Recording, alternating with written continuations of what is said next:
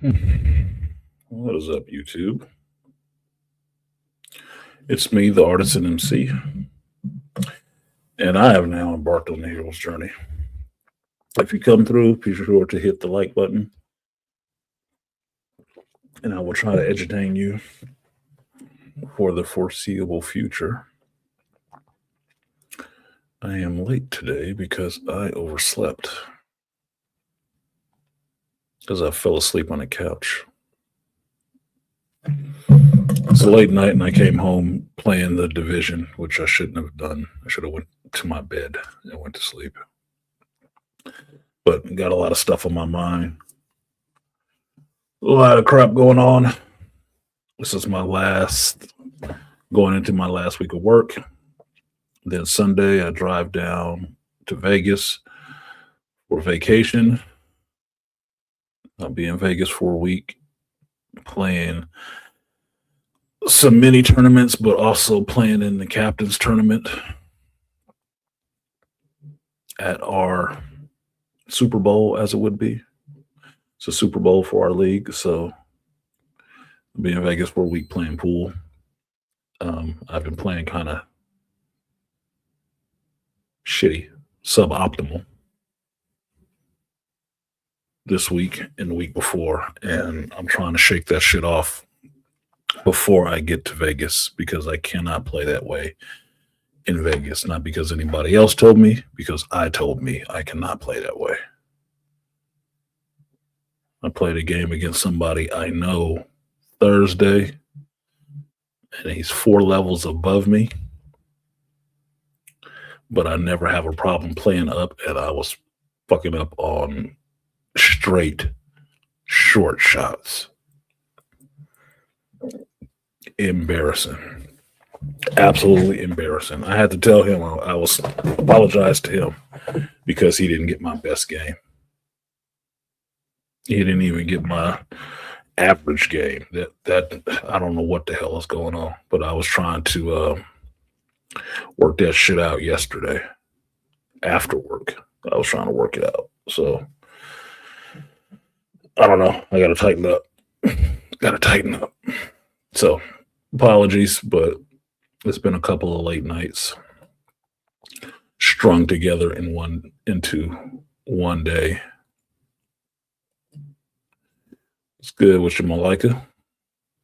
Says salutations. Appreciate you. Malika was on time. What's up, studio? Hope you and the baby girl are having a good summer. Although nowadays it's almost over. Let me get these on the screen. There you go. So there are quite a few things to talk about. And I'm not, given the size of the audience right now, I'm pretty sure. Well, I know one of you has at least seen Spider-Man Brand New Day. The other one, I'm not sure. And then the Ninja, they're not going to speak up anyway, so it won't matter. So I won't go into the Brand New Day stuff. I'll hold my water, hold my powder, as it were. Let's see something real quick.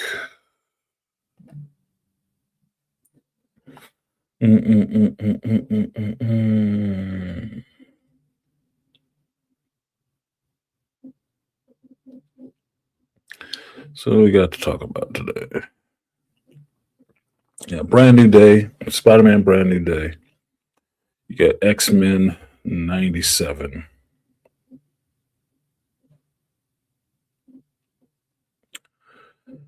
I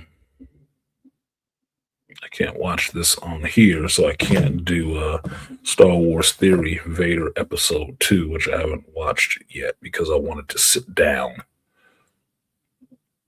somewhere and watch it, get that man the respect he deserves for putting his money and his time into making this fan film, and I actually want to sit down and watch it on a big screen and not just on my phone.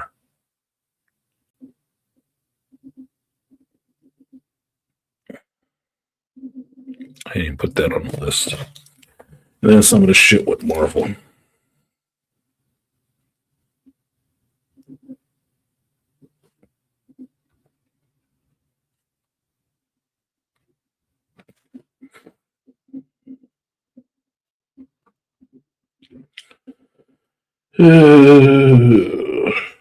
Still got a fucking headache, dude.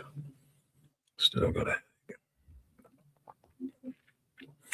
Not yet. My stepson went to watch it though. Yeah, I figured it's not that big of a deal.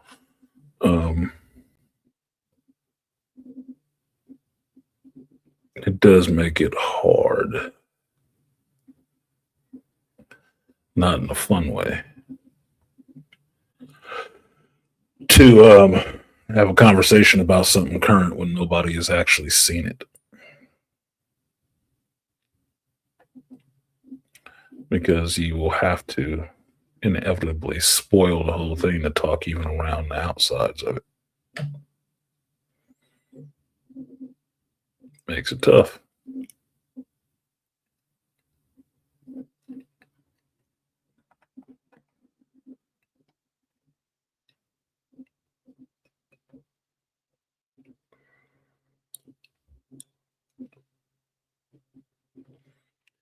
Makes it tough. Here it is. Okay, let's look at this. I don't know who made this. And I don't usually get into I really hate fan made things. I know you saw me like it because you told me about seeing it before I even saw it. And you were already telling me what you thought of it.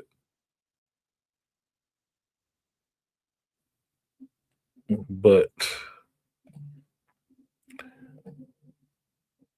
as far as a show, black folks always lagging behind. Some things I understand being tentative on, other things I don't understand being that far behind. All right, let me watch this real quick because I saw that this came up and I just want to see if it's AI or not. I usually don't get into these things unless they are legit, but I'm curious about it. So I want to see it. And it'll feed into the point that I'll make and I'll talk about next. Ooh, there we go. We got to blur shit out. That other video, I had to blur out everything. And it took forever to get that video monetized. Damn near the week to get it monetized. Fucking stupid. All right, so this is somebody doing a don't make him Johnny Blaze. I'm so fucking sick of saying Johnny Blaze. Act like Dan Ketch ain't white. Fucking hell. This is Ryan Gosling transforming into Ghost Rider. I don't know who made this. I don't know if it came from Marvel. Probably not. I just want to see if it's any CG or not, which it obviously has to be because they haven't filmed anything yet. They just announced the damn movie. But let's see what this looks like. Johnny, wake up.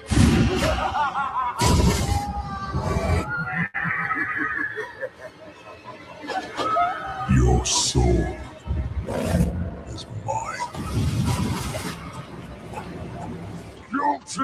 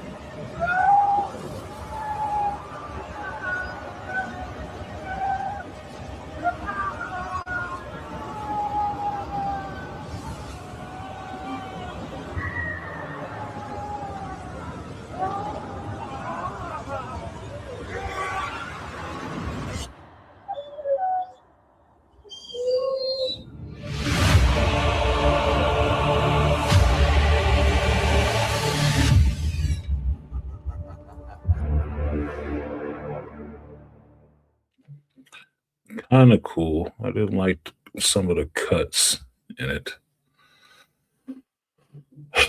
Kind of cool. I didn't like some of those cuts, but you can't wipe steam off a window with bone hands. You just can't. So that was kind of stupid. Um, Interesting. And I say it's interesting because all of this Ghost Rider stuff is actually taken away and given cover to the fact that Marvel has somewhat quietly 86 a couple of their black characters. Pushed them aside and not going to see them. Now, the reason I say that is I talked about it during San Diego Comic Con when I did my stream about the whole thing with Ghost Rider is getting you back to the Midnight Suns and using the character that was central to it instead of the one that could have got you closer to that point, which was Blade. Now, at the same time that Kevin Feige is announcing, hey, it's Ryan Gosling. He's going to be Ghost Rider. Is at the same time he's announcing that, yeah, Blade is canceled. And what you found out this week is not only is Blade canceled, Wonder Man is canceled.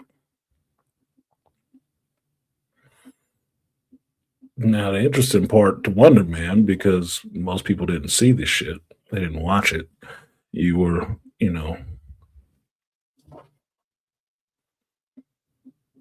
the headspace and led to not watching the Marvel show on Disney Plus because they're always terrible. And how does this fit? And he used to be a white guy. Why are we watching this? And you missed out on a really interesting show. It was actually really good. It was actually more fun to see Trevor Slattery, played by Ben Kingsley, being a more fleshed out character and not just a joke. And it was good to see Yahya Abdul-Mateen playing a role that was actually kind of funny because he was playing an actor and dealing with Hollywood shit and running into other actual Hollywood directors and actors and what. At the same time, dealing with his powers, not even knowing where they came from, but seeing how extreme they actually are. Having a dream and following a dream in Hollywood. I would have thought Hollywood loved that shit. Apparently, it got them the Emmy nomination. That's interesting. That makes it 2 movies or 2 Marvel properties fronted by black men who have got them Emmy nominations. And one show they canceled and the other guy they fired. Did you find that interesting? Oh, and to add into that, the Blade movie that they can't get made for shit that they finally canceled with an Oscar award winner. Don't you find that interesting? But it's full speed ahead on Ryan Gosling Ghost Rider. Right? It's funny. The things that they should cancel, they don't. They let hang around or whatever. The things that don't give them any Emmy nominations or anything like that still hang around. Those people still here. They ain't gone nowhere.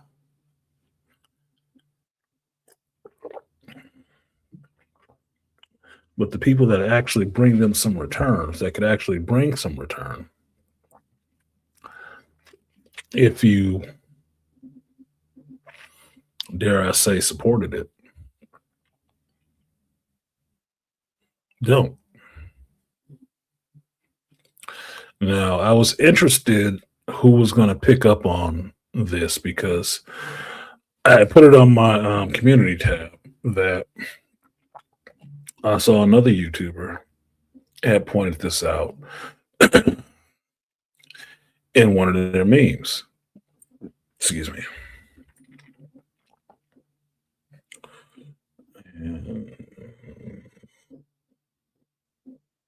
And nobody looked at it. I don't even know why I'm going into this. It's really tough to go into things that people don't actually pay attention to. What's the point? Who am I talking to? There we go. See right here. All right. Blade, Avengers, Kang Dynasty, Wonder Man 2, Armor Wars. These are all the projects led by black folks that have been canceled. And not just black folks, black men that have been canceled. All of them. Pretty much. They don't have Armor Wars on this list. They have it on the list, but they don't. There it is. He is in the picture. I just blew it up too big. All right. You know the one thing you know about all four of these black male actors? They're award winners. Except maybe, yeah, I can't think of what awards he's won. Most of these other actors are actually all very good actors. All actors that confront their own movies, if need be. But we're putting in the front of movies. And each one of these movies has been, and shows have been canceled. 2 shows, 2 movies.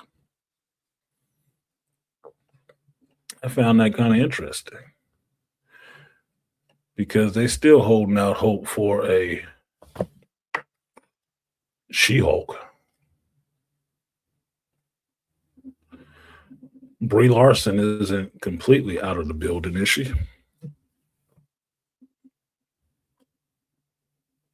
It pointed to something that I have said about Marvel for a while, is that they don't really know how to write black men.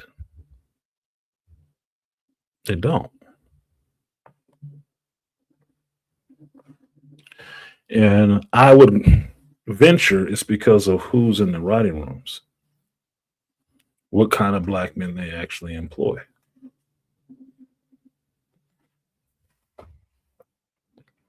With Bo DeMayo being an outlier, who is a homosexual black man, but is a very masculine homosexual black man. They had a problem with him too. Because he wasn't the flamboyant one.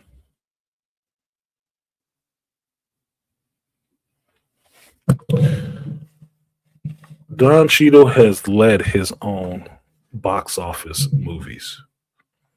There's no reason in hell that you should not be able to get a show going with him at the front of it. Unless, of course, you did something to his character that has not happened in comics, which is crippling him. It made him basically ineffective. You know, you kind of gave him the Mantis treatment. He needs some tech to be able to move. And if he ain't got that, what is he going to do? Crawl around on his belly? Well, that's not anything that's happened to the character in comics. If I'm wrong, show me a comic you've read where that's happened. I've seen Rhodey get killed in comics. Never seen him be crippled. Now, Yaya, I feel bad for Yaya because Yaya has been attached to 2 big franchises now. Marvel being one of them, Matrix being the other one. 3, because he was an Aquaman, right? He is a good actor. I like him. He's imposing. He can give you emotion. He has range. Cool. Saw something different in Wonder Man, which was fun. But none of this stuff gets going for him, really. The character he gets is always kind of bullshit. Like him being Morpheus in that last Matrix movie, but he wasn't really Morpheus. Like an AI fake being? Like, oh God. What is this?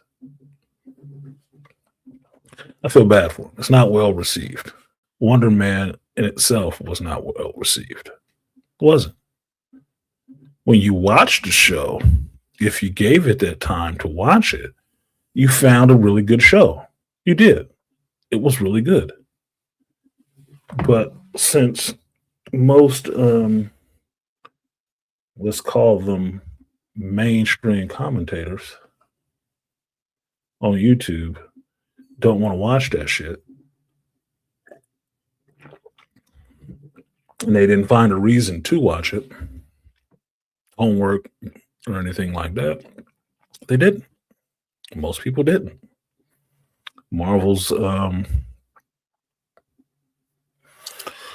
interest was real soft there because everybody's expecting it to be She-Hulk, some of this other stuff that's supposedly really bad. Echo was just pointless. So I do feel bad for him in that sense because that show, I would have watched a second season of that show. I would have. If they can keep up that same level of smart writing and dialogue, I would have really enjoyed a second season of that. You're not getting it. But why?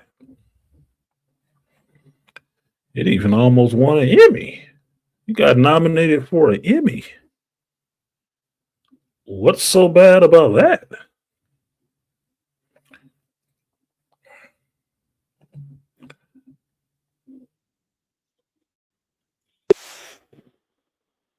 Sorry.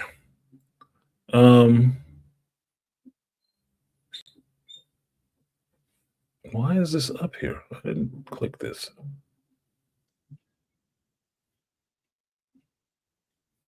Sorry, you guys.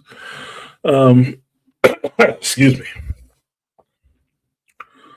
Look, the Acolyte ain't been nowhere close to smelling an Emmy. They still try to threaten that they'll make another one of those. I don't get it with Marvel. I don't. And as I've suspected, it's Kevin Feige using the same bad ideas that he learned in Hollywood all those decades ago. And not understanding what makes Marvel special. What the fan base really was lapping up and enjoying about Marvel. Look, the same way that I want DC to venture out into some other characters is the same way I want Marvel to venture out into some other characters. Because otherwise, this whole exercise is pretty much pointless. I don't have that kind of memory to where I need to see 3 or 4 of the same things over and over again. I am not that adverse to new characters, be they black or white or female, showing up. I'm not. I like characters. I just wish they written good. And when they are written well, I want to see them actually go forward. Now, the problem with my taste and liking things being written well, it may not be what the mass market of people are feeling. It might not be what they chew on and enjoy. Fine. It's a risk. All of it is a risk. Even the shit you thought was a slam dunk is a risk. This Doomsday movie is a risk. And it's a bigger one than making a Wonder Man season 2. Much bigger, more expensive.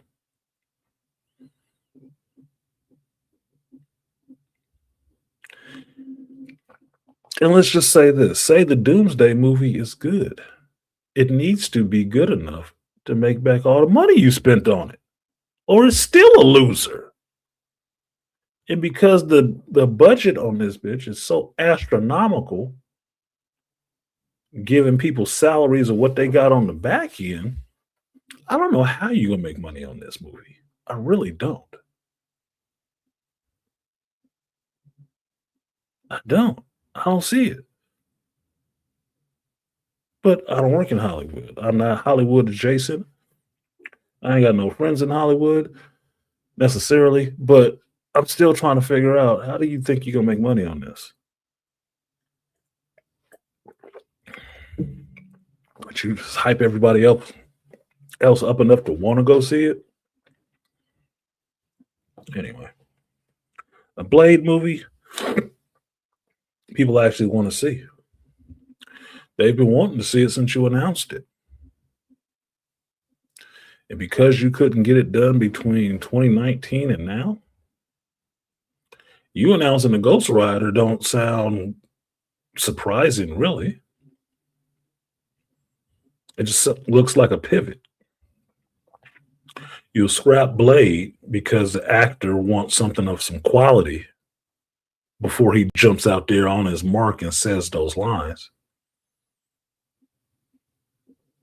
Just make no mistake, Mahershala Ali had to read every one of them shitty ass scripts and say if he was going to do it or not do it, and he has chosen not to. He wasn't just going to run out there with anything. And because of that, I think that's why they finally decided to cancel the movie, because they couldn't get his sign off on that shit. So now they're just going to pivot to somebody else. Ryan Gosling, the white boy. And then you can get whatever done, right?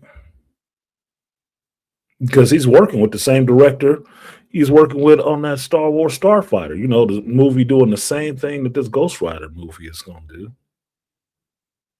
Putting him with somebody apparently he wants to work with to try to save their fucking franchise. And make no mistake about it, you haven't heard shit about Starfighter because it's probably not going to do it. Even with the big names of Sean Levy and Ryan Gosling attached to it.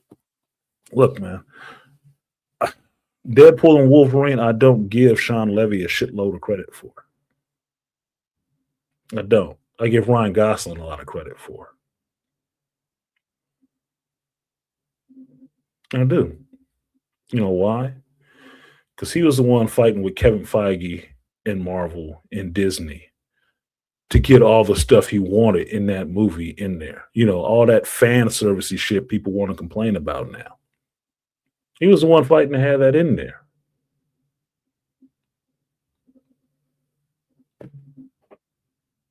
The jokes about Fox and stuff like that. He's the writer. One of the writers. Sean Levy wasn't there fighting for that shit. But he had to be on cold with Ryan.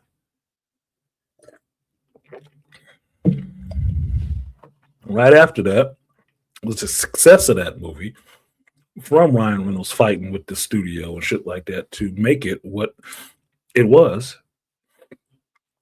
against what Kevin Feige wanted to throw into it, against what Disney wanted to throw into it. No, I'm not doing any of that shit. Fighting to keep it something that the fans would enjoy, which the fans did.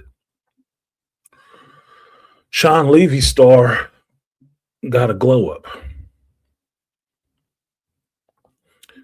And the first person that came along to give him something else to do was Kathleen Kennedy and a Star Wars project, which people are looking at like this Doomsday movie. Like, what? This can't do it. But whatever. We don't care. Whatever, do whatever you do, man. We're not even paying attention. You ain't even seen a trailer for this movie yet. But apparently it's done because he off to move over to the other hand at Disney and jump in the Marvel office and do a Marvel movie with Ryan Reynolds over here. Excuse me, Ryan Gosling over here. And that's going to be Ghost Rider. People jumping out the window about how Ryan Gosling is the perfect person for Ghost Rider. They always thought it and all the rest of that shit. And I'm like, y'all must have forgot about Keanu Reeves talking to Marvel about Ghost Rider. Y'all must have forgot about that shit. And how he wanted to play Ghost Rider. And they wanted him for Ghost Rider.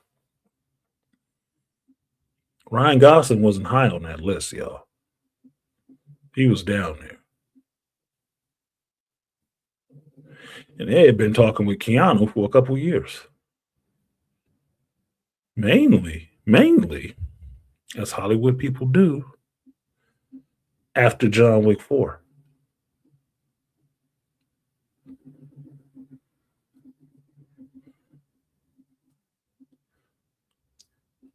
But Keanu was to the point where you don't jump on every movie.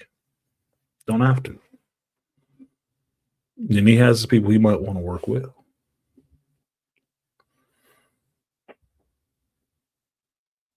So things falling through with Keanu got your Ryan Gosling. And everybody clapping. Well, Keanu rides motorcycles too. I don't know why that's just the main indicator. Shit. If that was the prerequisite for playing Ghost Rider, Wesley Snipes could play Ghost Rider. Because he rides motorcycles.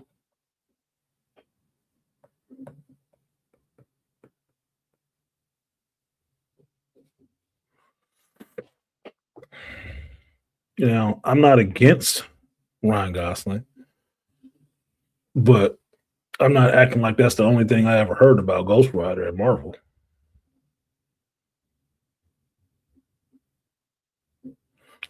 It's just understanding the shameless play that they run all the time, which is whoever's hot right now, let's announce them for a Marvel movie. Let's get them signed for a Marvel movie. Because if they would have really been on Ryan Gosling for Ghost Rider, they could have actually made that announcement years ago. A lot sooner than after they canceled the Blade movie.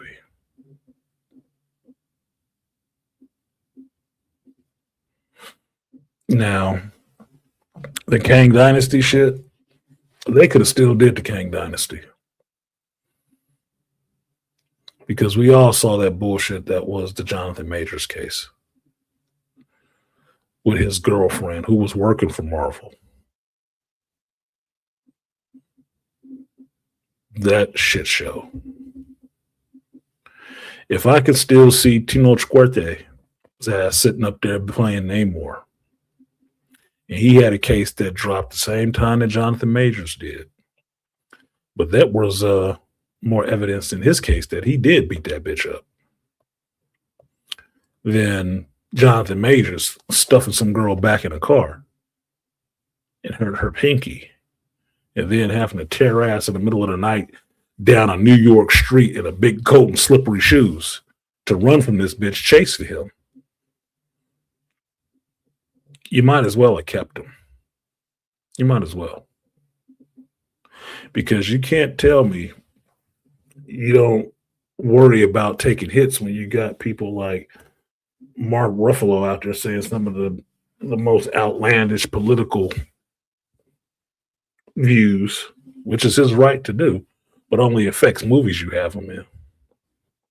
He's still on payroll. I just saw him Friday night in a Marvel Sony movie.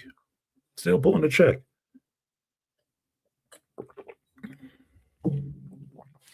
Jonathan Majors had an accusation that his ass was out of there.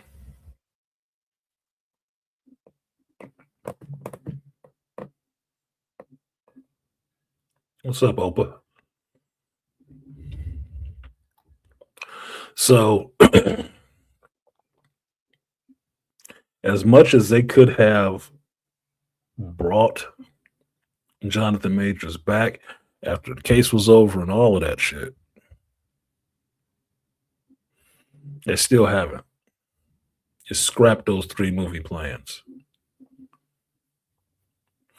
Because some folks were so bent out of shape that this black dude was going to be the big bad for 3 movies. Apparently, that was too much.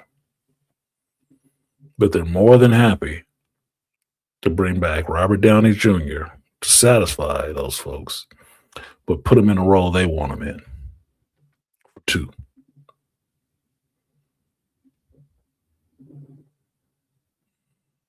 And have him breaking the budget to be in this shit. Even bring back Chris Evans. To me, it is an over pivot to pander to part of the fan base that you were ignoring for a while. Because those voices do have millions of people behind them who actually watch these movies or spend their money. So they're going to pander to them. And that means all your black male characters is out of there, bro.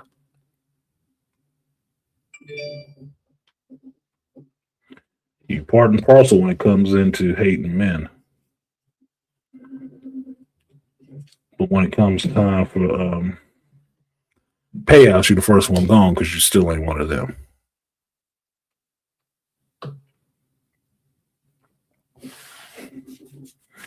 Now, I wouldn't say I'm bitter about the shit. It's just a bit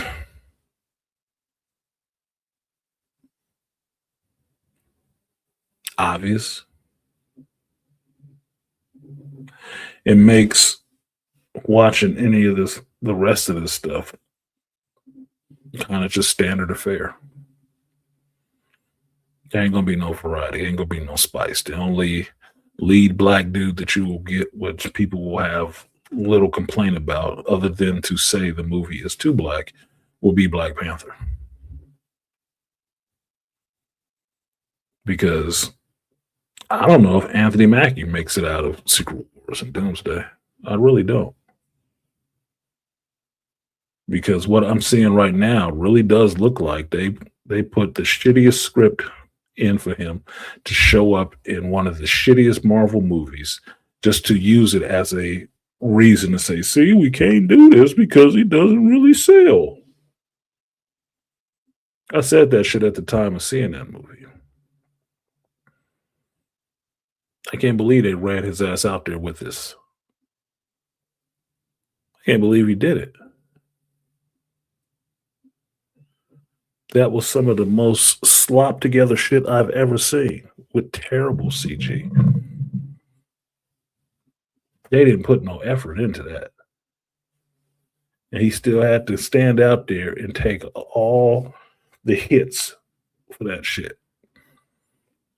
In my view, even then, was I think they did that shit on purpose. Because I can't believe Marvel put out a movie that looked like this. I was like, no, it's fine. Just going out there. I can't believe that. That should look like it was done on purpose. And it was done on purpose so you actually hurt that actor standing and try to make it the reason why that black led movies don't do good. So we don't need to do those anymore.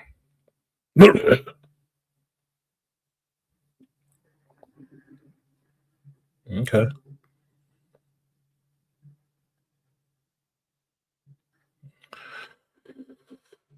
Ghostman Kang said they're getting rid of the image of powerful black male characters. Even the fact that Sam Wilson, Captain America, never got the serum doesn't sit well with me. I never wanted Sam to have a serum. I thought Sam's point for not getting the serum was fine. Because here's the thing about getting the serum. You realize Captain America's original serum doesn't exist anymore. Doesn't. The formula died with Erskine. Nobody has Captain America's original serum. Now, other countries, other governments try to create their version of a serum, of Erskine's original serum, that is Captain America, but they come close, but no cigar. In the MCU, versions of his serum has been made. It's not Erskine's original serum. Flag Smashers had one. That's how you got John Walker. Kind of unstable. Even though he had reason, kind of unstable. Bucky has a version. Even Black Widows have a version. Red Guardian has a version. They're not all the same. I don't need Sam Wilson to have the serum to be Captain America. I don't. If that's the case, that means you only can be Captain America with a serum.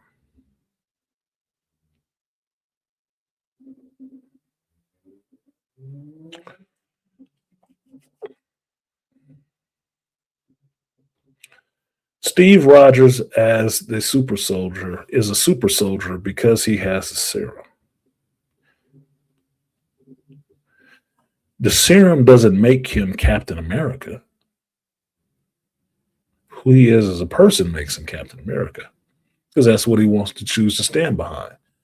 That is why it is such an affront to turn him into Captain Hydra,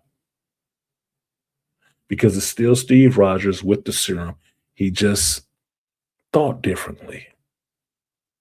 His past was kind of tweaked. He believed in what the Nazis and stuff like that was doing. So, same guy, same serum, not Captain America now. Why? Because he don't stand up for those ideals. The idea to me of Captain America is that you stand for those ideals and you could be peak human. Because understand, Captain America's role on the Avengers is he's just human. He's not super powered. He, like Hawkeye and Black Widow, he's a person on a team that has no powers and still out there running up front. Now, because of the serum, he's damn near superhuman, but he's not. He's just a peak human. Falcon not being serum jabbed up is fine for me. He was an established character before he became Captain America. He didn't have powers then, and he was still out there with that motherfucker doing the same shit he doing. As an American soldier, he would obviously hold to those ideals, just like John Walker. But his strength, his reason for you to root for him in the fight is not going to be just because he got the jab. You're going to have to believe in him as a character, as a person, who he was, not what they gave him to make him strong and powerful. I would take that, to me as a black man, as an insult, because that means you don't believe I'm strong and powerful unless some white boy shoots me up with some shit. You don't believe it. It won't get behind it. Because you want me to be this other white boy who did get the jab. You know, that little scrawny motherfucker getting his ass kicked in alleys, needing Bucky to come help him.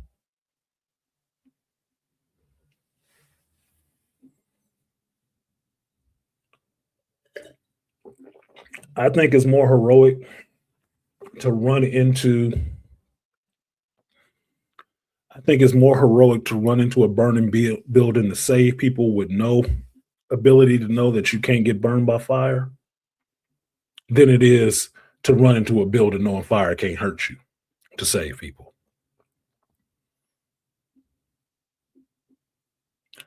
One way makes sense, the other way shows some real heroism.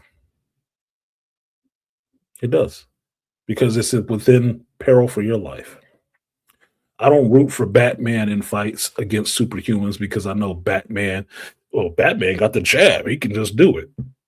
No, because Batman can get his ass kicked and he's still out there doing it. Still out there doing it. Despite what they put in the Spider-Man movies, that's why I like Spider-Man. Yeah, he got strength enough to do it, but Spider-Man get his ass kicked. I don't have a problem with a hero who can take his lumps and is in a fight, even if he can take lumps. No, you wouldn't get a scene where Sam Wilson, Captain America, is holding back Thanos's Infinity Gauntlet and screaming. No, you won't get that. You'd be like, man, get the hell out of there. What did you do it? But now you're invested with the character. Because even Steve Rogers, yeah, he held it for a minute, but he got his fucking face knocked in the dirt. So bully on you. What good did that do you? You still knew he was outmatched. Even with the jab. He was outmatched fucking with Thanos. Bucky too. So I didn't think he needed that. I didn't. I thought it was story-wise because I watch these shows. I don't just talk about them and glance over them. I watch these shows. His reasoning, or the reasoning that he wrote for that character to say and doing it, made sense to me.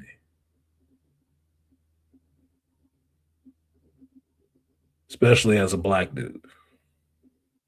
No, you're going to see me for me. So when I'm doing something, you know I'm doing it. It's not because I don't get no asterisks next to my shit. I can't accept him if he ain't got the super serum. Why? Black soldiers ain't been doing it the whole time without a serum?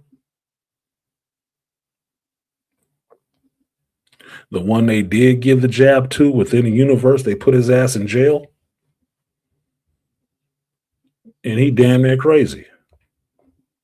They did give him the jab and threw his ass away.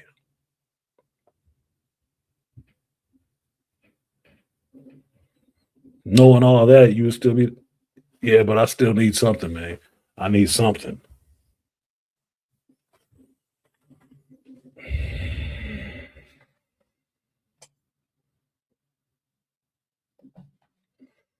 Exactly, Malika. The serum doesn't make you a hero. Your standards, ethics, morals, and skills make you the hero within the journey. That's exactly what Erskine told him. The serum only amplified what was inside of Steve already. He was a good person to begin with. Had courage, even if he got his ass kicked. He could do this all day. And doing it all day wasn't kicking somebody's ass. It was getting his ass kicked and keep getting up. That's what he could do all day.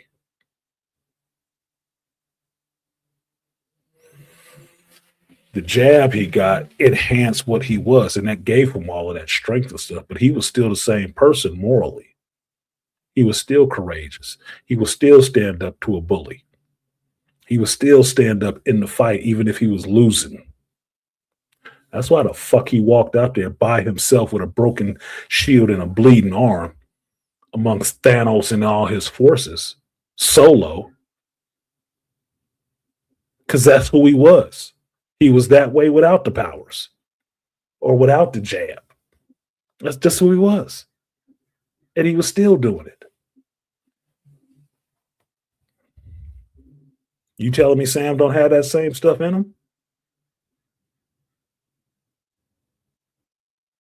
And he is some way lesser for not having the jab? Who was the first one out the portal coming to save Cap's ass? On your left. No power. a wingsuit, and balls. And he ran right out there into the fight with everybody else amongst Thanos and his horde. He stood right by his super pumped up white boy buddy. I'm here, man. I got you.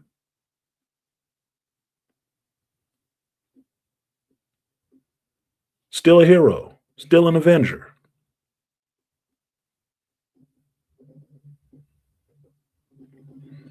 Still out there catching kills. Oh, sorry, angry man. No. Red Skull was that motherfucker who needed power. Morally corrupt. And he got the jab, and you saw what it turned his ass into. The Red Skull. That's Erskine's formula. The shit that they can't replicate. Banner tried it in the MCU. What did you get? You got the fucking Hulk. His version of a super soldier serum. The last one you saw that they cooked up gave you what? Century.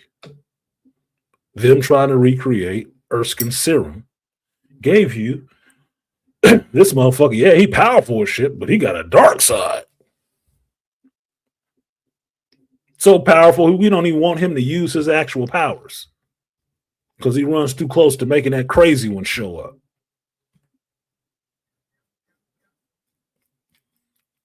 They ain't got that Erskine Kool-Aid serum on tap, man. They don't. So Sam wouldn't be able to get a jab. Wouldn't be. He could get something, but it ain't going to be the Captain America 01 formula. It wouldn't be that. It'd be some of this other shit.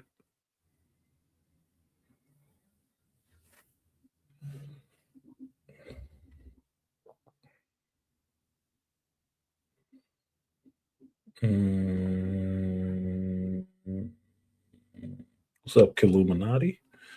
Said facts artisanmc because in some comics, Sam was going blow for blow with Black Panther without the serum and the shield. Sam shows heart. Sam got heart. He showed heart in the MCU movies. That's why I never understood the hatred for Sam just because somebody gave him the frisbee. And the person that gave him the frisbee was a motherfucker he had been fighting alongside for years. Who cares? Oh, no, I can't get behind that because he ain't even got the jab. Come on, man. Stop being fucking showing your real bigotry. Get the fuck out of here. The person who got it gave him the shield. What do you got to say about it? Well, I can't accept it unless he get the serum? They can't give him the serum. They don't have it. John Walker got it and he started getting a kill count. And you see how they disrespect John Walker, even with the serum. That's the only reason I don't agree with the shit they do with John Walker, because John Walker was a decorated soldier. Decorated. Didn't come no higher decorated. And this new version of the shit they cooked up that the Flag Smashers had, he took. Unethically, right? You didn't tell him he took that shit. He just did. I need an edge. I need an edge. I need to be more powerful. This is stupid doing it without it. He did the white boy way. What'd you get? He was losing control. As U.S. agent is always known for losing control.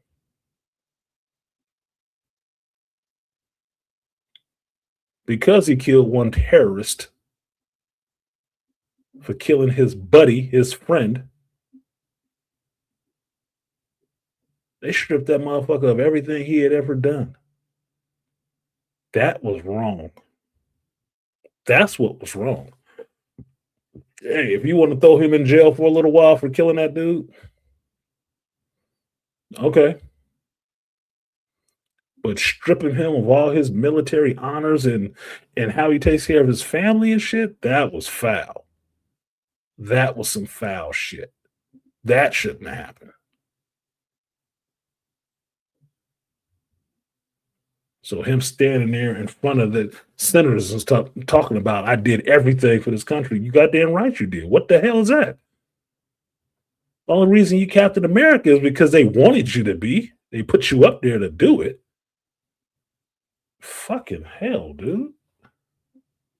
What an insult. Sam got that same kind of heart.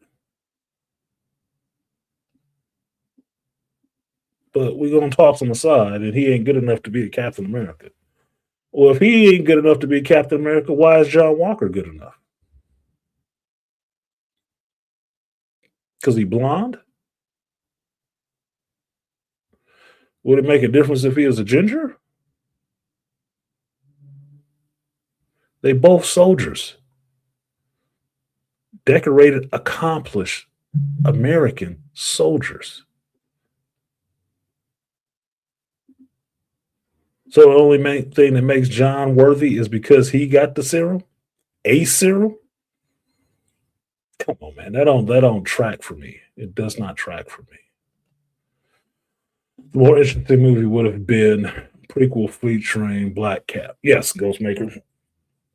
Gulfman King. I've said that too. The more interesting movie, they should have went the obvious direction, which was give me Isaiah Bradley's story. And Sam learning more Isaiah Bradley's story and how that works into today. That would have been the more interesting story. Other than the mind control and the leader, the battle-told leader shit. It was a convoluted, shitty fucking story. Shitty story. They still put that shit out there as a movie. And let him stand in front of it. No support. Set that motherfucker up to fail.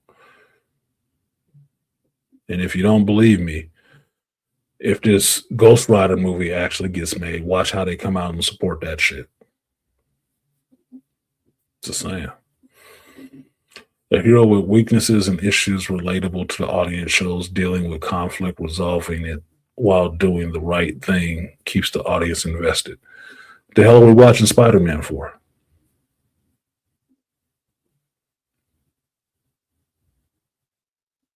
What do you think this Brand New Day movie is hitting on most of the time? The loneliness of doing the right thing. The struggles of doing the right thing.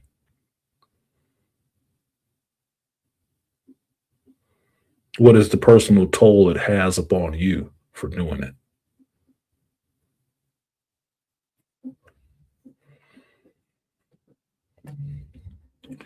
He was worthy because Steve passed the mantle to him. True. Because Bucky was there. He didn't give it to Bucky, did he? So you should shut the fuck up. It should have went to Bucky. No, it shouldn't have. I'm still suspect of how Mr. Barnes became a senator. And what was that campaign? Because you know this motherfucker has killed Americans.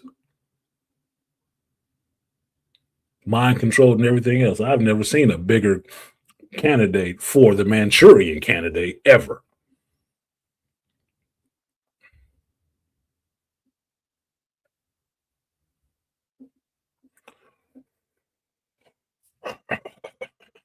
But no, Steve gave it right to him. So what does anybody else have to say about it?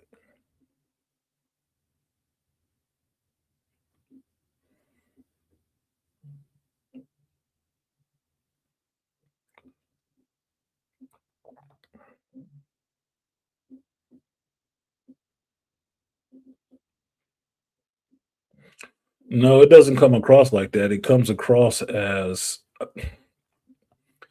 the person who actually wields this shit is willing to give it to you. The same way it comes across that Thor is willing to let Steve use the hammer Mjolnir because he's worthy of it. Not because Thor said so, because Mjolnir said so. And so he don't have a problem giving that shit to him. It's like, hey, You worthy, man. Rock out. That's what it means. The person who is worthy recognizes the same shit in you and passes it to you. And the reason why you could take white out of it and say that, if it was reversed, would it work any different? If the original Steve Rogers was black and Sam Wilson was a white dude, which just sounds like a white dude's name, right? Real regular, real basic. And you take that same scene and he passes it to a white Sam Wilson, would it be any issue? Would anybody be complaining? No.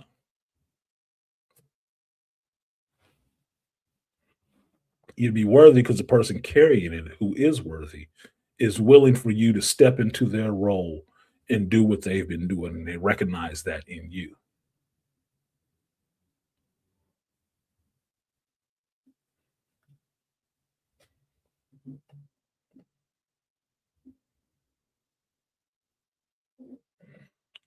And yes, Joe, John was always a bit unstable, and the serum in him enhanced that. He is.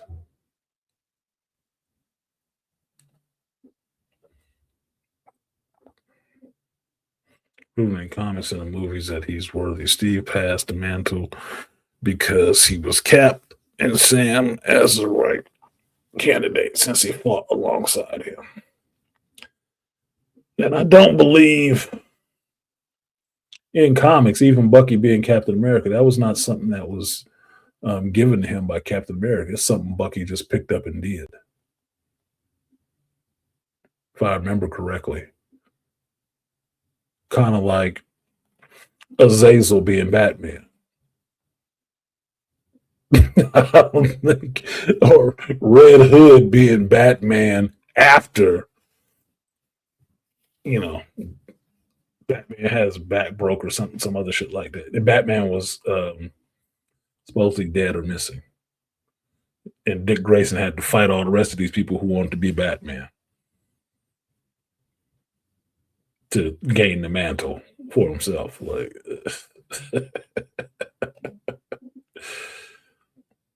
yeah. No, but that's good. That's having a good debate about the shit, right? Being rational about the shit, not getting to all the politics and hyperbole and what my feelings say about this shit. Look, it's not feelings based, dude. I don't think it's a feelings based argument. Common sense. You don't have to like it. They're fictional characters any fucking way. But I'm not for shitting on one because he doesn't have something and praising the other one because he does. When the ideal and that courage and that heroism is supposed to be what it's all about. Because that's what every other average American could actually support, right?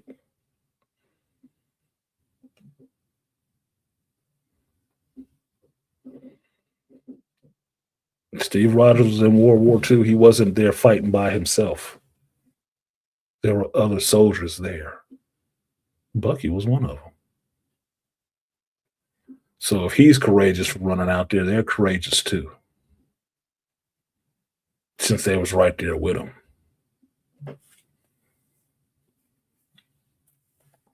And I'm not just for shitting on soldiers just because they ain't been enhanced. Why? Shit, to me, that makes them more heroic.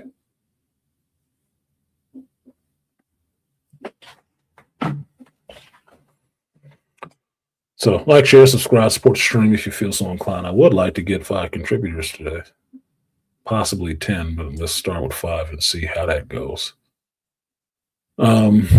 So all these black male-led shows and movies being scrapped by Marvel is in some ways telling of how they're trying to pivot. And because this is also obvious in geekdom, black folks don't make up the majority of geekdom. We don't. We don't make the majority in America. It's just what it is, dude. It's just numbers. Okay. The majority of geeks in geekdom are white males. We all know that. It's not a goddamn secret. And when they're really bitchy and really don't like something because of numbers, they can ruin it.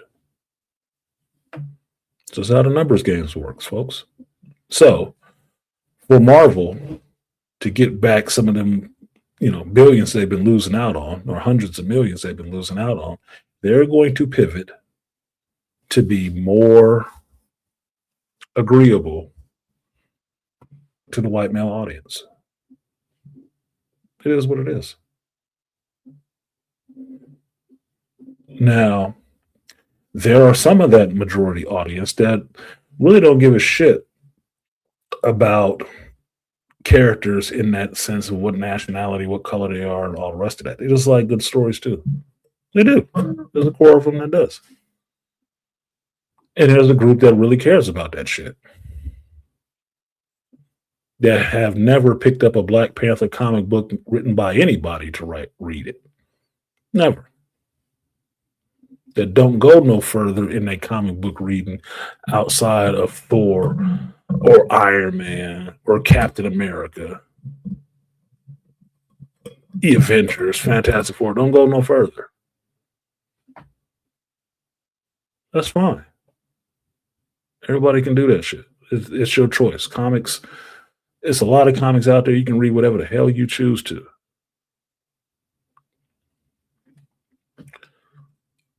So, money-wise, they being Marvel, are going to pander to the group with the most money because they don't want to lose their business. And they have been on some of these other projects. They've also shot some of these other projects in the foot, Brave New World, Captain America. But be that as it may, they don't want to lose more money. So they're going to pander to the biggest group. And the biggest group is the ones that don't want to see all these black folks and women up in front. Now, I can say this is Marvel's fault because had they did good jobs with those characters, it wouldn't have made a difference. But they didn't. They did the shitty agenda version of these characters, and that's why nobody liked them. The large group and the small group was really like, I'm not liking that shit at all, bro. If you watch the Marvels, you can tell me who was the best character in the Marvels. Put it in chat. Who was the best character in the Marvels? If you watched it. Or if you believe when, the white man told you that you shouldn't watch the shit, you didn't.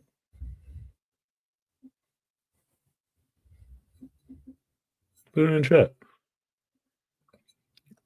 There's a part where you can play along at home.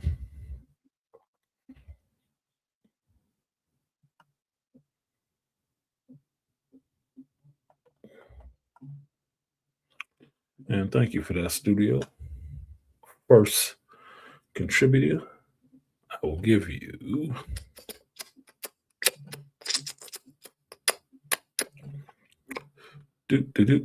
I'll give you that 3B salute. Appreciate your studio.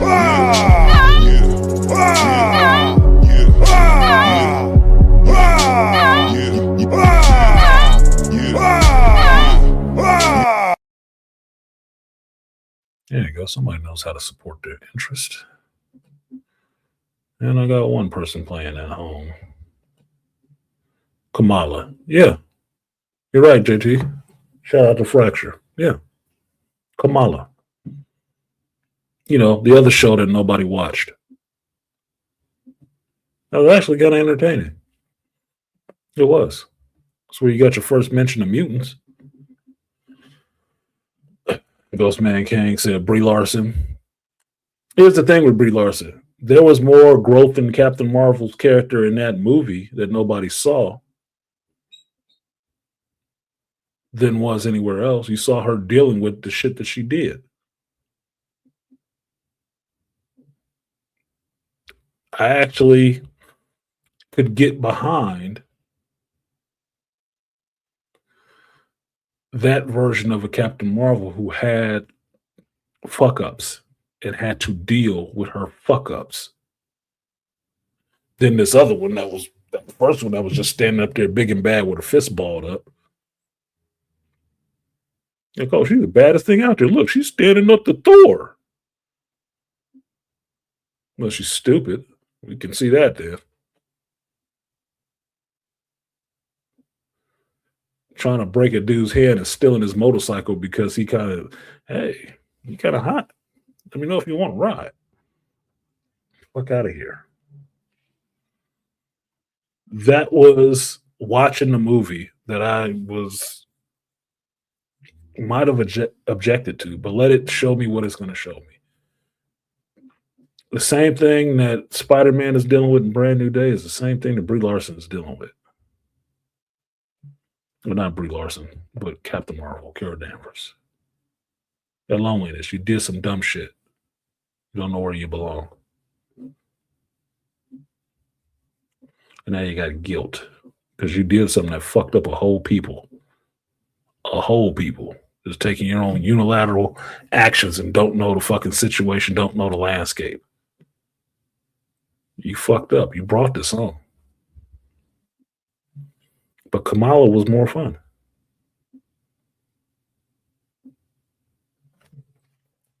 I liked seeing Monica Rambeau. I like seeing Photon in it. Didn't have a problem with that. Because most people tell you that the movie is shit. Well, some of it is shit. The Singing Planet is not one of them. I just thought that was interesting. That was just fun. You saw it on Doctor Who, you'd be laughing at that shit. Consequences. Yeah, that's what she faced. She faced consequences. That's what it was. She faced consequences. I'm fine for that character. I'm happy with that. Yes, make her.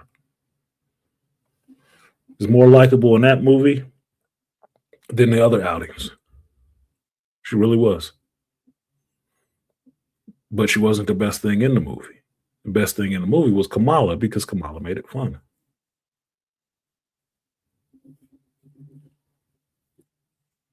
And that little chick was actually being heroic. The dumb shit with them cats.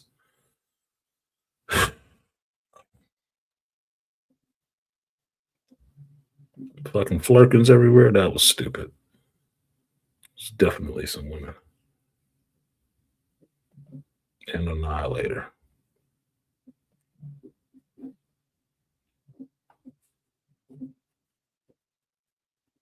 No, that was another movie set up to fail. Because we're just going to do all of this. We're going to get all this. It's going to be these people on it. And it's just going to be all this. And it went down in flames. Thanks a bunch. Why don't you get somebody competent who can write and direct as opposed to just getting somebody who's with a vagina to do it? Might work a little bit better. Okay.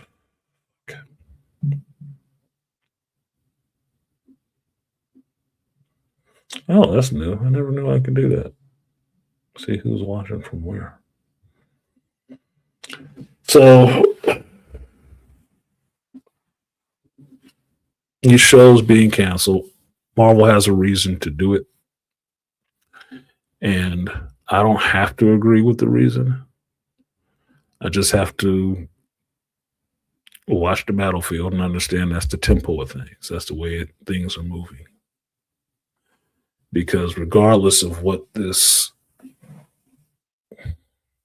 who's in front of the movie still has to be written well and has to be well acted. It just does.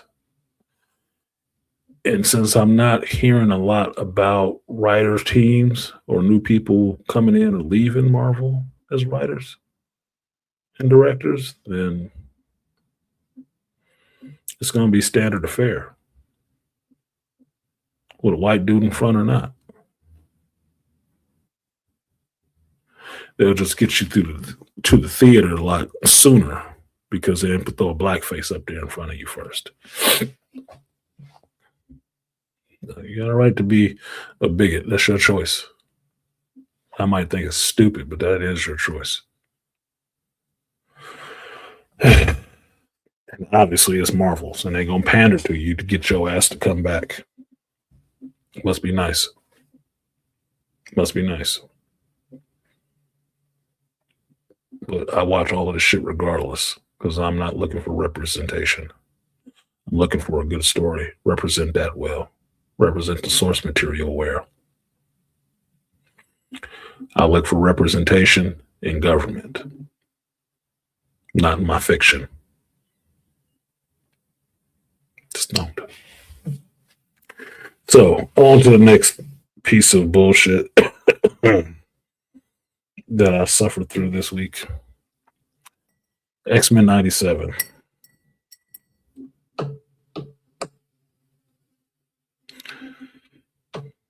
Still in the Marvel camp. We're going to be in Marvel all day today. I should have just called this the Marvel stream. Because X-Men 97 did something that I didn't think was possible. And basically somebody killed something Apocalypse enhanced with a shot to the back. I didn't think that was possible. Now, my review for X-Men 97 is already up. It's been up for a couple of days. And the more I've gone back and thought about the show,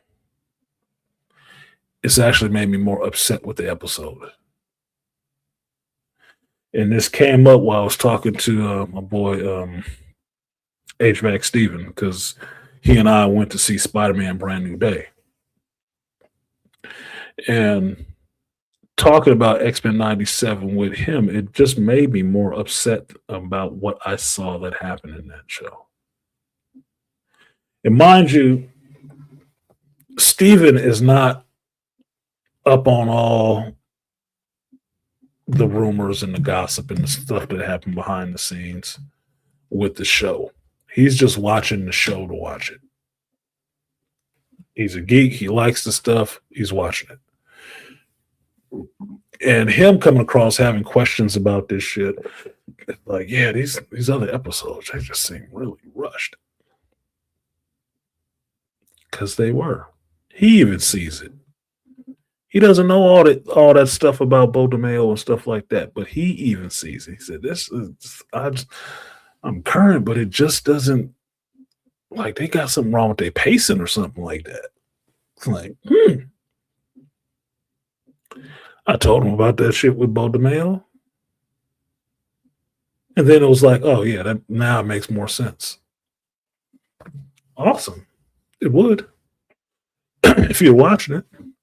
This last episode is an indication of it. To me, it's an indication of him being Bo DeMeo, partially writing something, and somebody else coming along and trying to fill in their own bullshit.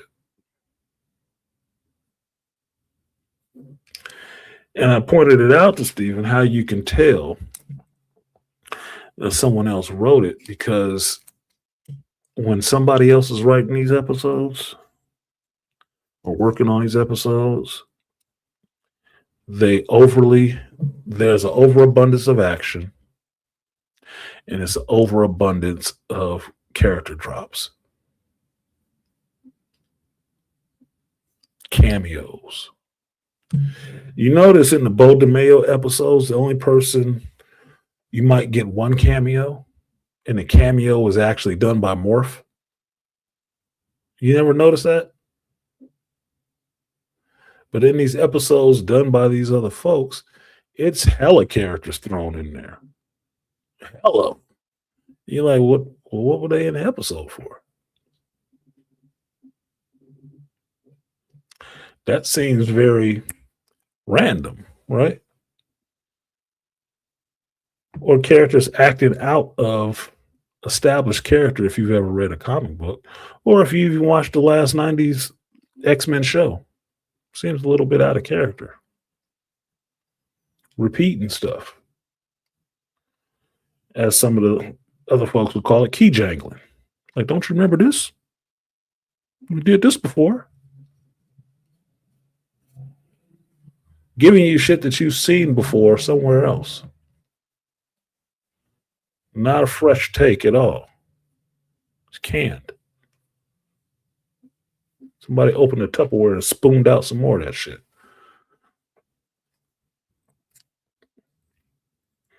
But that's what I see when I'm watching this episode. And when I watched this last episode, that's what I saw. I saw filler. I saw some original ideas wrapped in filler. So, cucumber roll.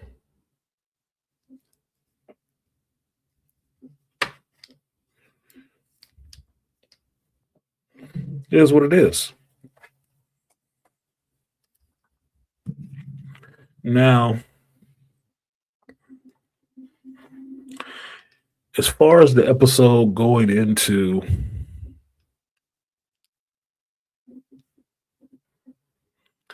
dare I say the morality of what makes Graydon Creed gets more into that same theme of shit that you need to have sympathy for your enemy and that there are reasons. And in this episode, I got to see Sabretooth turned into a abusive father because his child did not turn out to be a mutant. He just wanted a pup. Well, he got a pup by having a kid. And dare I say, mothers abandoning their male children, which we know happens. So basically, your parents are bad, and you're not really responsible for the piece of shit you turned out to be because your parents were bad. Not that you have done bad things, but because you were kind of predestined to be bad because you're still mad at them.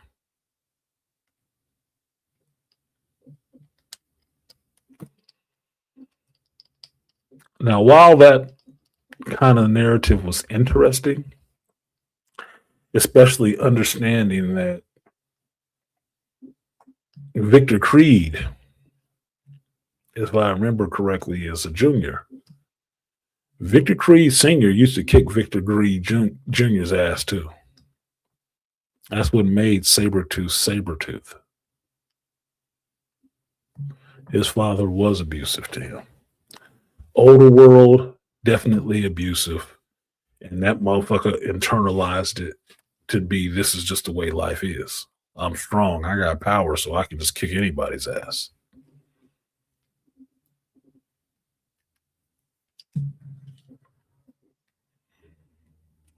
Him revisiting that kind of trauma onto his son, trying to make his son what he was. Well, there's different ways you can spin that shit to make it sound like it's a really bad thing, because a father teaching his son how to fight, how to hunt, how to survive is not abuse to me. It's not. If we lived off in the wilderness and I have my son, I know how to do these things. That's what I'm going to teach him. And you understand, when you hunt things, you kill things, right? Hopefully not for the thrill of it, but for survival purposes, meaning we need to eat. And you need to learn how to do these things to survive.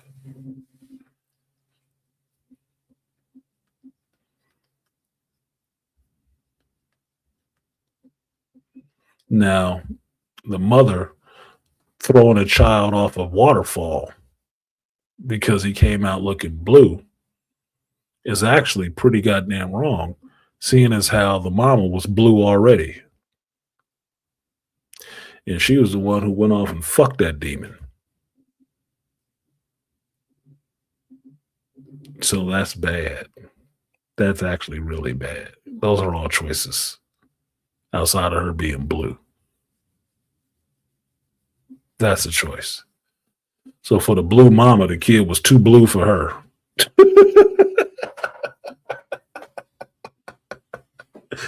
That's just really wrong.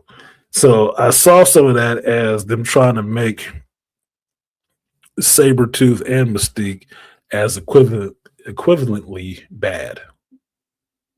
Because Sabretooth might have beat up his kid. It's given the assumption that he beat up his kid. He abused his kid for not being like him.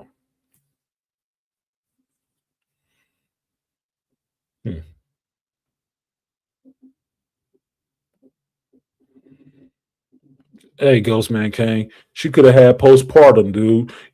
Throw her a pass. That's a female. She could have just been in postpartum.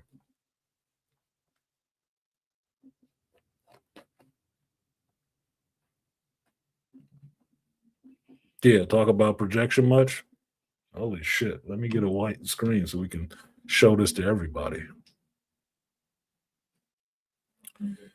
But that's how the episode functioned. The Graydon Creed is not really that damn bad. It's his father and his mother who are terrible. And his father is worse because he abused him. She threw your brother off a waterfall. Yeah, she abandoned you because you weren't a mutant. Well, shit, the one that was a mutant, she tossed his ass over the waterfall. She's just a piece of shit, dude. She is just a piece of shit.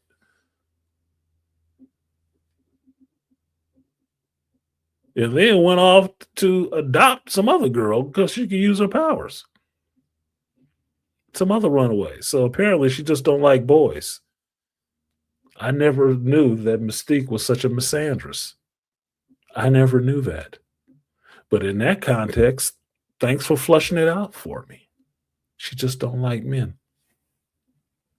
She don't mind fucking them. She don't want them boys. She don't want them boy babies. Oh, no. Yeah, Fraction Mystique ain't shit. Where'd you heard that for? Mystique the misandrist. But that's me watching your episode, Marvel. That's me watching your episode. That's how that plays. That's the only one she tried to apologize to is Rogue. Because girls got to be on code together, right?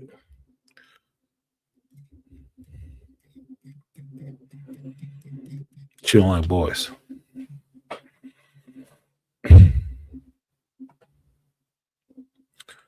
Now, Nightcrawler always being to me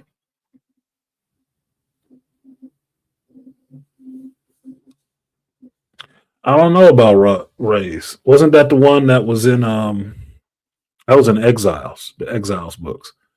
I have those Exiles books. I haven't read through them. That was a time in the shop where I was getting that shit every month and paying for it, and I wasn't even reading that shit. But I do remember seeing Rays there. He looked cool. Cool character. So I don't know what the relationship was with her, but that's the alternate timeline shit too in the Exile. So it is what it is.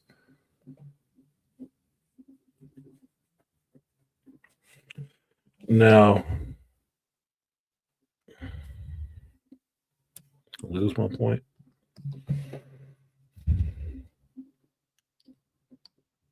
Yeah, I did lose my point.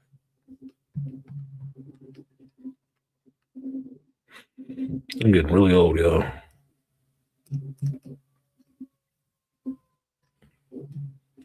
Oh, Kurt.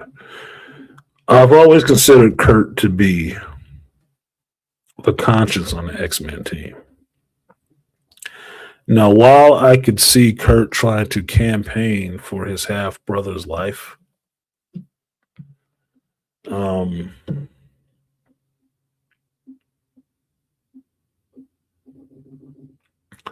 can't see him leaving him in a place where he would be killed. He could be killed. That kind of goes against the whole faith idea. And as I pointed out in my video, in my review, he teleported way too far away to not be able to see that. That shouldn't have happened. But that's somebody not knowing the character. Sabretooth and his son's family song, Papa was a Rolling Stone, Mystique and Kurtz, don't go chasing waterfalls. You ain't shit, Malika. You and Mystique together. Don't go chasing waterfalls. Shit. Excuse me. Still got some tired on me. I thought it was a decent episode to try to deal with Kurt and Faith and how, given the opportunity, people can be better if we understand who they are and why they are. But basically, you just saw that liberal tree hugging argument play out with a death penalty. It's basically what it was. Like, no, they're only bad and on death penalty because of how their parents raised them, not for the choices they made after they were grown, after they were adults. They only made those choices because their parents made choices. That removes responsibility from what the choices they make as adults. Oh, hell no. Mystique ain't never been loyal. She ain't never been loyal. The most loyal I've seen Mystique is when she was on X Factor with Forge and they had a fucking exploding collar on her ass to keep her from running away.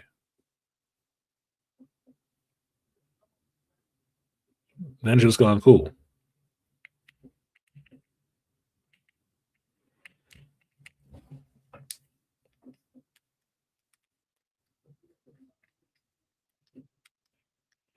So no, she ain't. The nature of her abilities is not to be loyal. It's the nature of her ability. It's not to be tied to one thing. She ain't got to be loyal. Her morals are really flexible, just like her flesh. This is what it is. Now, the rest of the episode, outside of the Kurt stuff, which I didn't mind, I like seeing Colossus and Kurt together because that gets back to that, X-Men Team 2 scenario where X-Men came from different nations and they weren't just all white folks. So I like seeing them together. The conversation between Kurt and Colossus is always fun for me because Kurt is religious and Colossus is gentle in a sense. That's the nice way of putting it. He is gentle. I'm not saying he's fucking Hodor, but he's gentle in a sense. He can have a conversation with Kurt and never really judge him like, oh, you're a demon. They're cool. I like seeing the two of them together. Now, the two people that were really interested in being together to me was Polaris and Bishop. And this brother who's a piece of crap right here in the studio right now, Fracture. He was the one who texted me and made me laugh out loud after this episode. He made me howl. All right, all Krieg ever did was start militant hate group. Wait, and the virus and the assassination. Nah, his ass got to go. Look, man, I'll just say this. Creed did not make that virus. Apocalypse made that virus. It was a techno-organic virus, wasn't it? The fuck does Creed know about techno-organics? Nothing. Apocalypse did it masquerading as that scientist. He just used Creed to help put the shit out. So Creed ain't made shit. He was down with it happening. But Apocalypse is the one who made the shit. Because if it's screwing mutants and humans over, you already know it's apocalypse. If it's about fucking both of them at the same time, you know it's apocalypse. You know it. That's his calling card, bro. He don't care about neither one of them necessarily. He wants the fittest, the strongest. It's pointless for him to kill off all humans because humans become mutants. And if he only wants the strongest mutants, then some of them got to go. Like Beak, Wing, some of them shitty ass mutants, they going to have to die. They're not making a cut, bro. So if it's about humans and mutants both getting screwed at the same time, it's usually Apocalypse's deal. The assassination attempt, he got assassinated by his mama. That is, I don't know how many terms abortion, isn't it? She came back and killed her own kid. But I need to be worried about Sabretooth possibly abusing him. His mama ain't shit. Yeah, nah, his ass got to go. Anyway, to my other point, this brother JT texted me. I'm gonna read y'all this Negro's text because this made me laugh out loud when I read it initially. Because he watched the same episode I did.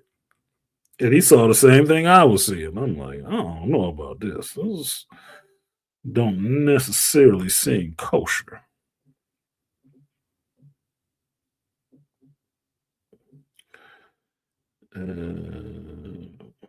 Where's JT? There we go. This motherfucker JT texted me Thursday. This is right when I was getting ready to get off work, right? I'm getting ready to go play League. And he texts me, so Polaris and Bishop fucking now, right?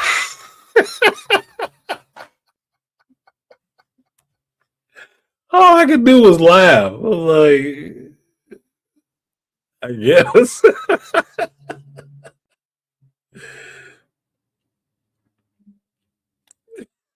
He was like, he say, chick was like, I went through your socials, nigga.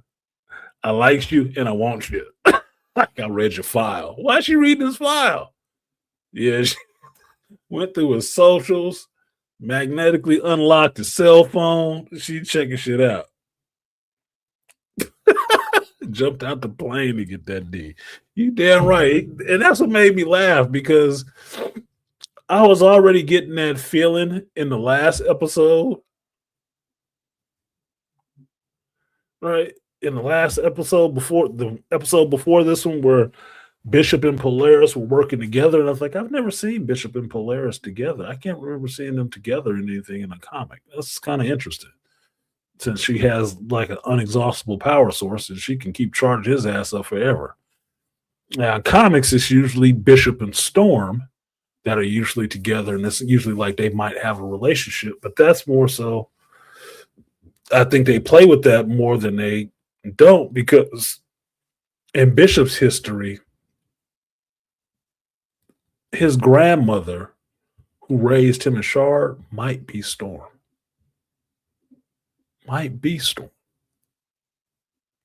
So that Bishop, in that sense, because this is X-Men timeline, so we get time travel all over the place, Bishop could be a descendant of Storm. Be her grandchild back in the past, and him crushing on her a little bit, being interested in it would be kind of fucked up. Like, could you be your own granddaddy? Yuck. That's weird. So him here in the show being kind of Polaris kind of making eyes at him and just, she keep negging him, keep talking shit about him. It's like, she must like him. She keep giving him a lot of shit talking. I mean, I got a chick like that right now. She got a whole boyfriend. Every time she see me, she's trying to tell me I ain't something. I'm like, what the fuck does it matter to you, bitch? You're a whole nerd. You're a super nerd. I said, I'm a fucking geek. You goddamn right. So what?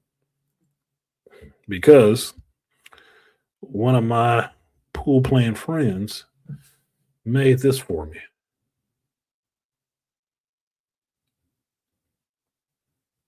See that? 3D printed this for me. This chick knew about it. She made it a point to stand up in my face and tell me I was a nerd. She got a whole boyfriend.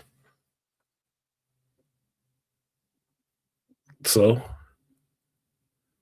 you keep trying to convince me I'm lesser?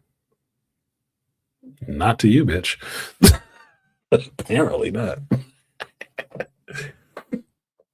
Anyway, so the Polaris and Bishop thing, yeah, I thought it was interesting. And yeah, she did jump out the plane after this motherfucker, and I pointed it out to JT. Dude, she jumped out the plane without her powers after Bishop. I'm like, yeah, she wasn't letting that dude get away. Like, goddamn. I didn't even know she had a shoot. I was more put off by the fact that, okay, the black dude need to get saved by the chick now. Green haired white woman gonna save him. Hooray. Don't put her back on the blackbird, okay? But JT's summation of, yeah, she jumped out the plane after the D. Yeah, she damn sure did. Because by the time they landed, they were straddled. She wasn't trying to make him tap out. She was kind of grinning like, you were excited. Like, you were excited, Bishop. Yeah, that's why I want you, Lucas. She want to call him by his government name. She didn't jump after nobody else, but she did jump after Bishop. So that was kind of funny. Yes, they are trying to team up those two characters well, which is funny because they didn't play up the fact that Havoc and Polaris are in a relationship. They've been in a relationship. On the X-Men, you had Gene and Scott. On X Factor, you had Alex and Polaris. They didn't play that up any this season. And this is supposed to be just a continuation of the original show, right? So what happened? What up, Dr. T? He said he needed to hit the bottom of Polaris. Yeah, he needed to hit that South Pole, apparently. Just that polarity. You need to hit the bottom of the pole. You want him to go pole to pole. Head to gut, buddy. Head to gut. So that was interesting, but the rest of the episode playing out that he is constantly weak. It just bothers me in a sense that they keep making Bishop weak. I mean, he's been getting his ass kicked. Mind you, this is the police officer soldier from the future, mind you. He keep getting his ass kicked by Apocalypse. He getting bitched up by Danger, the computer. And he is just in a support role for Polaris. He's just being support. This episode, she had to carry him around half the time because his powers he doesn't have his powers, but he's still absorbing energy, which how does that work if he doesn't have his powers? If he doesn't have his powers, he's not absorbing any energy. That's a byproduct of his powers. I can't release it without my powers. You can't absorb it without your powers. What are we talking about? That is his power. So, wildly inconsistent, but it's a way to keep him weak and keep him needing Polaris to come up with a plan, which he's been an XSE. He is basically like a cop. I think he could figure out a plan to infiltrate anything. But no, she got to do it. I was like, okay. Why haven't they announced that Cyclops and Havoc are brothers? 1 second, I got to sneeze. Can't do it on camera in case I got boogies. 1 second.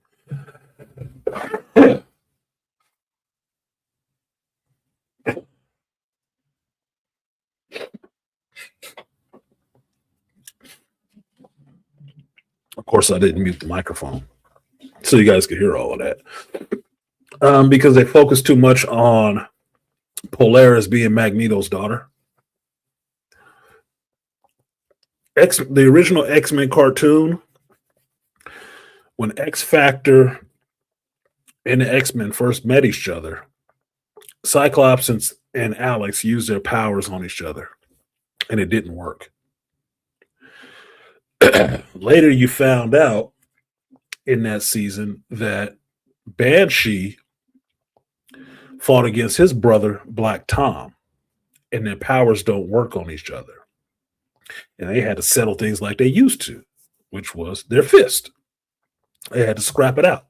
Now, it's already laid out there that they're probably related. The fact that Scott would not recognize his brother or Alex wouldn't recognize him seems a little bit like they just leaving some shit on the table and not dealing with it. Right? Alex would possibly know his own last name. Maybe he'd know Scott's last name. If any of the X-Men looked into these X Factor people, who the hell they were, they would know, because when they first met in the original cartoon, they knew some of them. They did. Bobby had a relationship with Polaris. She left and went with Alex.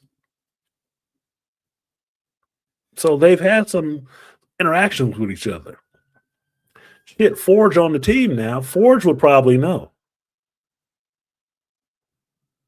They just haven't. They overly focused on rushing this modern day stuff in there with Polaris being Magneto's daughter, as opposed to getting to the current stuff that you need to know, that Alex is Scott's younger brother. But you see, in these last couple episodes, Scott and the White Boy's been backburnered. They didn't even get to fight in the Danger EXE shit. They took the fuck out of there, and that was it. Like, damn, this the main X-Men team. They just threw their ass out of there so they can have this one chick get her, 20 minutes of fame. Because Polaris has been somewhat the center of the episodes, the last two. Why? I mean, she all right and all, but you just don't have to have another magnetic person be a female. I mean, she's always been the magnetic person, but she ain't that damn interesting. I think in the comics, they made her a little bit more interesting by making her go kind of crazy like Scarlet Witch. Okay. Whatever. So I don't know why they haven't done that yet, but I would say because they overly focused on Polaris. They overly focused on the female vehicle of telling the story than telling you the story of them two white boys. They don't care. Now, maybe it's left to Apocalypse or Sinister to figure that shit out. But I told you, this season, I'm watching it because I know Bo worked on it. This next season, I'm not expecting it to be any good. I'm writing it off. I will watch it. I'm not expecting it to be good. I expect a lot of weird shit to go on. I really do. Because you can see it happening here with this team of writers that are on this project now and doing the writing in these episodes now, how some of it seems inconsistent. And some of it is just a rush job to get through episodes. To have stuff thrown in there so they could say they threw it in there. But no real through line. Like my boy Steven was asking me, man, why don't they get back to the Apocalypse story yet? I said, exactly. I said, probably because that's the part Bo wrote. So all the rest of the stuff in between there is and functions as filler. It's just filler. Because if you did the stuff that he wrote, you'd be over in 4 episodes.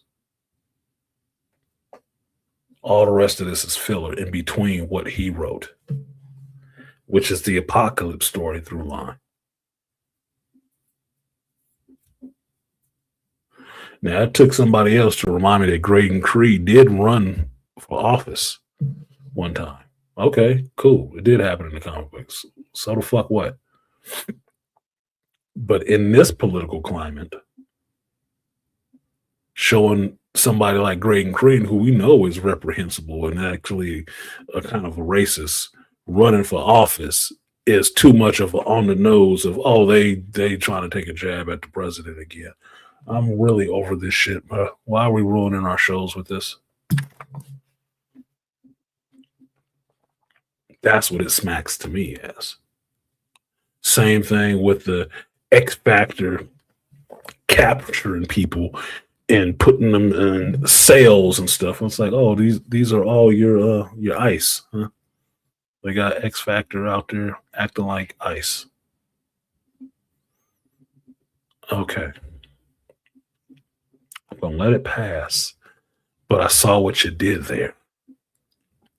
I didn't like it. That's what I'm getting. I'm getting this overt liberal bullshit slid in there into my X-Men stuff. We were joking about it the other day, how the X-Men now, just in the comic books, is that, well, your sexuality is a mutant power now. And that's all the X-Men are about. Your sexuality. Because everybody try anything sexual. It's not about them powers. It's not about a world that hates and fears them or going for acceptance or any of that shit. No, now it's about your deviant sex life.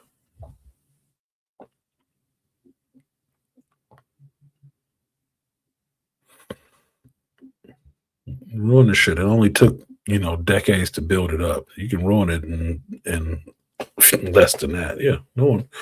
It's easier to burn shit down than it is to build it up. A lot easier. I live in California. We could have spent 2 years building a building that can fall down in 15 seconds of an earthquake. I understand that it takes longer to build than it does to tear down. But then what you got? Other than rubble. Then what you got?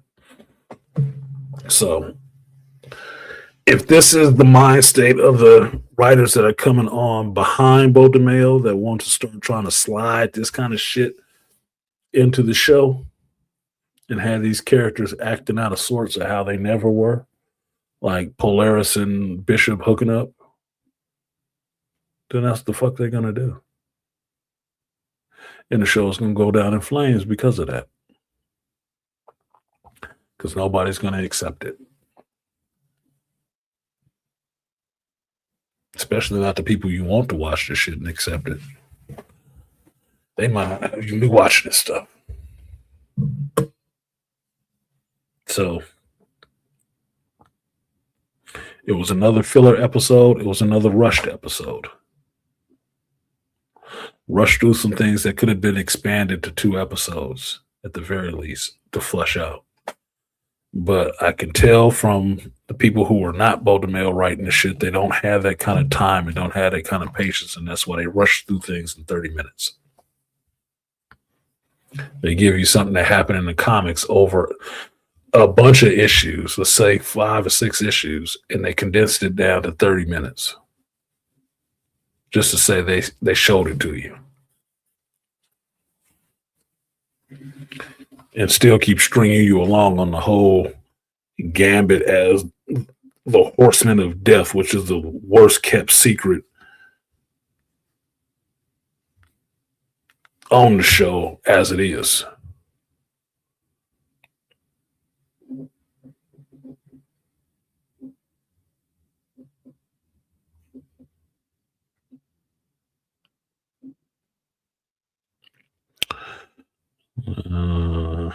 Hold on.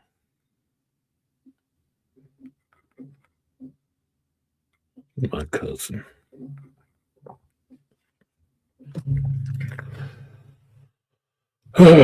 So, well, he gifted a membership. Thank you, Mr. Matt. Mr. J. Matt, he said, turn it up. 800 joules. Appreciate that shit. That's the first time that has happened. A lot of people come over here, they don't feel like they need to tip the waiter or nothing. They just come breeze in and breeze out. I must be like a street preacher or some shit. Appreciate that, Mr. Matt, for the 800 joules. 1.21 gigawatts.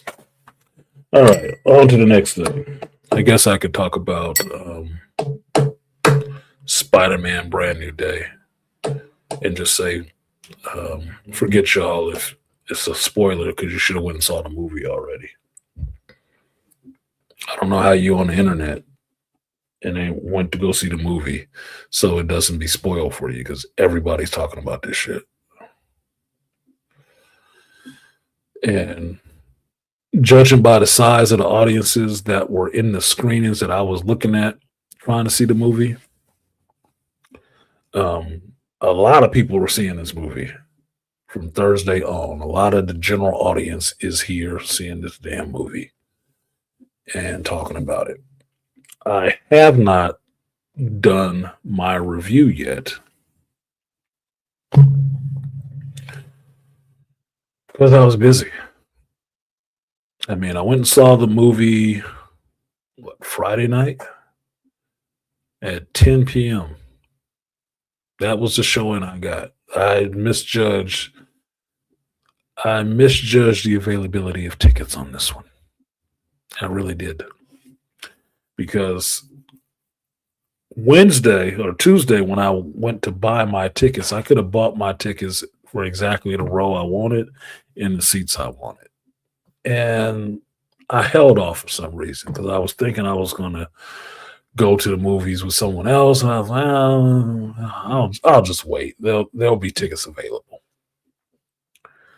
Well, then I saw my boy HVAC Steven, and I was supposed to give his daughter that Supergirl comic. And this was the time frame I told her I would give it to her in. And I still hadn't finished reading that bitch. So I had to bite the bullet, buy another one of the comic and give her the one that I said I was going to give her, which is actually a more expensive copy than the one I got back. I didn't realize that. I was like, I gave her a hardcover. I got a paperback back. Whatever. Anyway, so while seeing him at work and talking to him about that, it's like, look, I'm going to the movies tonight. So I'll come over to that area where you are so I can hand off this book to you because I forgot it. I didn't put it in the car today. He said, oh, what you going to see? I'm planning on going to see Spider-Man. So you going alone? I was like, well, yeah. Why, you want to go? He said, hell yeah. I was like, oh, well, fuck it then. You can go to see the movie together. So got the tickets, and the showing that I could get that had two seats close by each other, meaning I had a seat, there were two people, and then he had a seat, was 10 o'clock at night. That will work out for both of the schedules to get there. So I went and saw Spider-Man at 10 p.m., not 2 o'clock, 10 p.m. What I didn't know until I left work and was talking to my coworker was that the movie was over 2 hours long. I was like, what? I said, yeah, it's about 3 hours. I was like, no, you talking about the Odyssey. The Odyssey is 3 hours. He said, no, my son went and saw it last night. It said it was like 2 hours or something. It's like, oh shit, I didn't even see that when I bought my tickets. So 10 o'clock at night, 2 hours and 45 minutes. One errand later, I'm back home at like 1:30, 2 o'clock. I wasn't doing a review. And then I had to wake up early and go to work. I wasn't doing a review. I've really come to understand that me doing reviews while I am sleepy and waiting to fall asleep does not make for good YouTube. It does not make for a good review. Energy is off. I'm looking at my face and it's like, this nigga is asleep.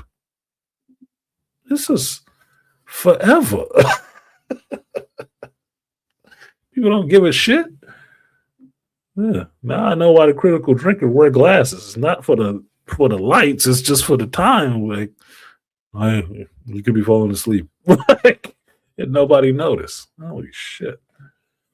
So I didn't do a review, even though I had a review to give. I almost did an out the theater review with HVAC Steven, but I didn't know if he was going to be up for that shit. And it was already late, and we was both already tired, so it was time to go. It wasn't time for no out the theater reaction. So I recorded a reaction, and I could put it up today. But that was just me in the car. And when I listened to it, it's like there's possibly some spoilers in there. Y'all know I don't do that, so I held it off. But I can put that audio, because it's just audio. There's no video on it because you can't see shit. It's dark. Unless you see my disembodied head floating in the darkness in my car, you're not seeing anything. But I could put it up to give you my thoughts on it. Here, I'll talk about it a little bit because I know maybe some of you have seen it. A little bit more people in there. So Dr. T possibly. I don't know. Dr. T, if you're still in here, did you even see Brand New Day yet? And JT, I'm not sure if you went and saw it yet or not. Shit, just put a 1 in there if you've actually seen Brand New Day, or am I going to spoil some shit for you? If you've been all over the internet, you done heard about it. I gotta play along, I'll get up and leave this chair sitting here so I can go get myself something to drink.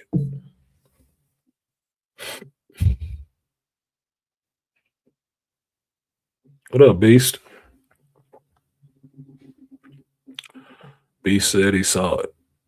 Yeah, because you was taking the kids to go see it. So hopefully you got them to shut the hell up and sit down. Mr. Matt said he's seen it. Well, that's 2 people. I know Malika saw it. Doctor saw it. How you know? Speaking for the doctor. Are you secretary?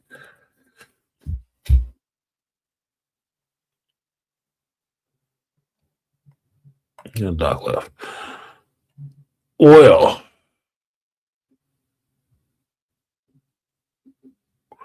give me 30 seconds to go get something to drink, and then we can get into this talking about Spider-Man Brand New Day, or my impression of Spider-Man Brand New Day.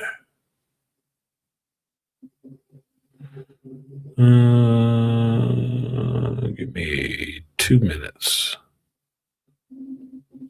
Clear my nose because I feel like something is in it. All right, be right back.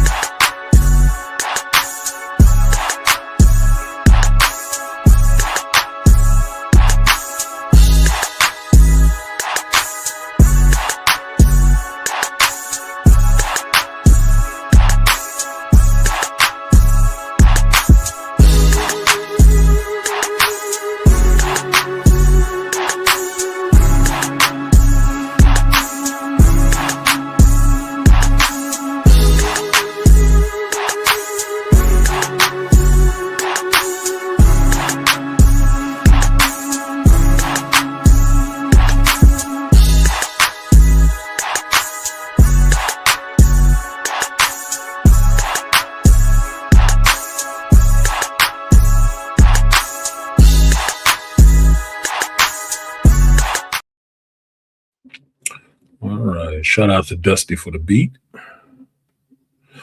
Mr. Matt donated 10 jewels, a gold coin. I don't know what that turns into. Excuse me.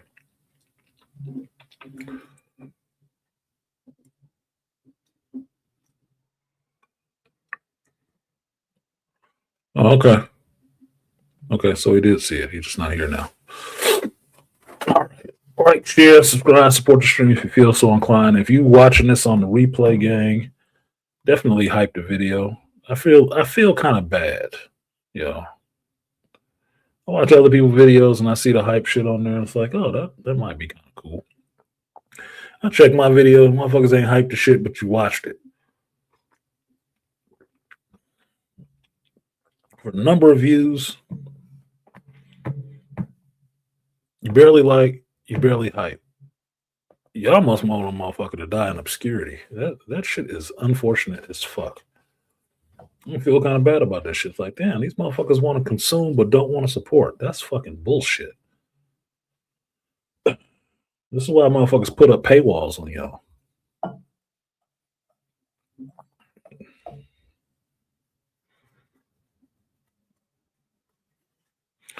Anyway, going into it.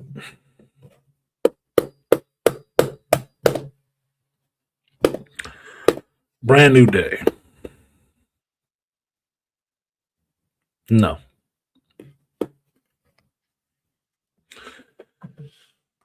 As I said, me and Steve went and saw this movie at 10 p.m. that night. Our theater was packed. Packed, I tell you. I did not see it in IMAX. I did see it on a large screen because I couldn't get IMAX tickets. That motherfucker was sold out. All night. They were having a movie. There was a showing in IMAX starting at midnight. Midnight. Theater already closed, but they're showing one at midnight. That means they're not leaving there till like 2 a.m. They closing it out like they had serving drinks in that bitch. Every screening I was looking at the theater I looked at was full. And they had more standard edition than anything. So that meant Sony was doing a full court press on the screens for Spider-Man Brand New Day. And they were full. So it's going to get its money this week. It's going to get its money. The small dollar to the big dollar. It's getting it this week. It is getting it. I heard someone throw a jab at the Odyssey talking about, yeah, so long, Odyssey. Spider-Man came through. Yeah, well, Spider-Man is on a lot more screens. Odyssey is on mostly IMAX. So it's going to make its money. Spider-Man as a character is universally appealing for one thing and one thing only. Or I should say primarily. It's because of how Stan Lee designed the character that anybody could see themselves as Spider-Man. That's why he wears a mask all the time. Anybody can see themselves as Spider-Man. They don't have to see themselves represented to appreciate Spider-Man. No, it could be anybody under that suit. Now, we know that Peter Parker is a white boy from Queens. Yeah. Shut up, Blurred. But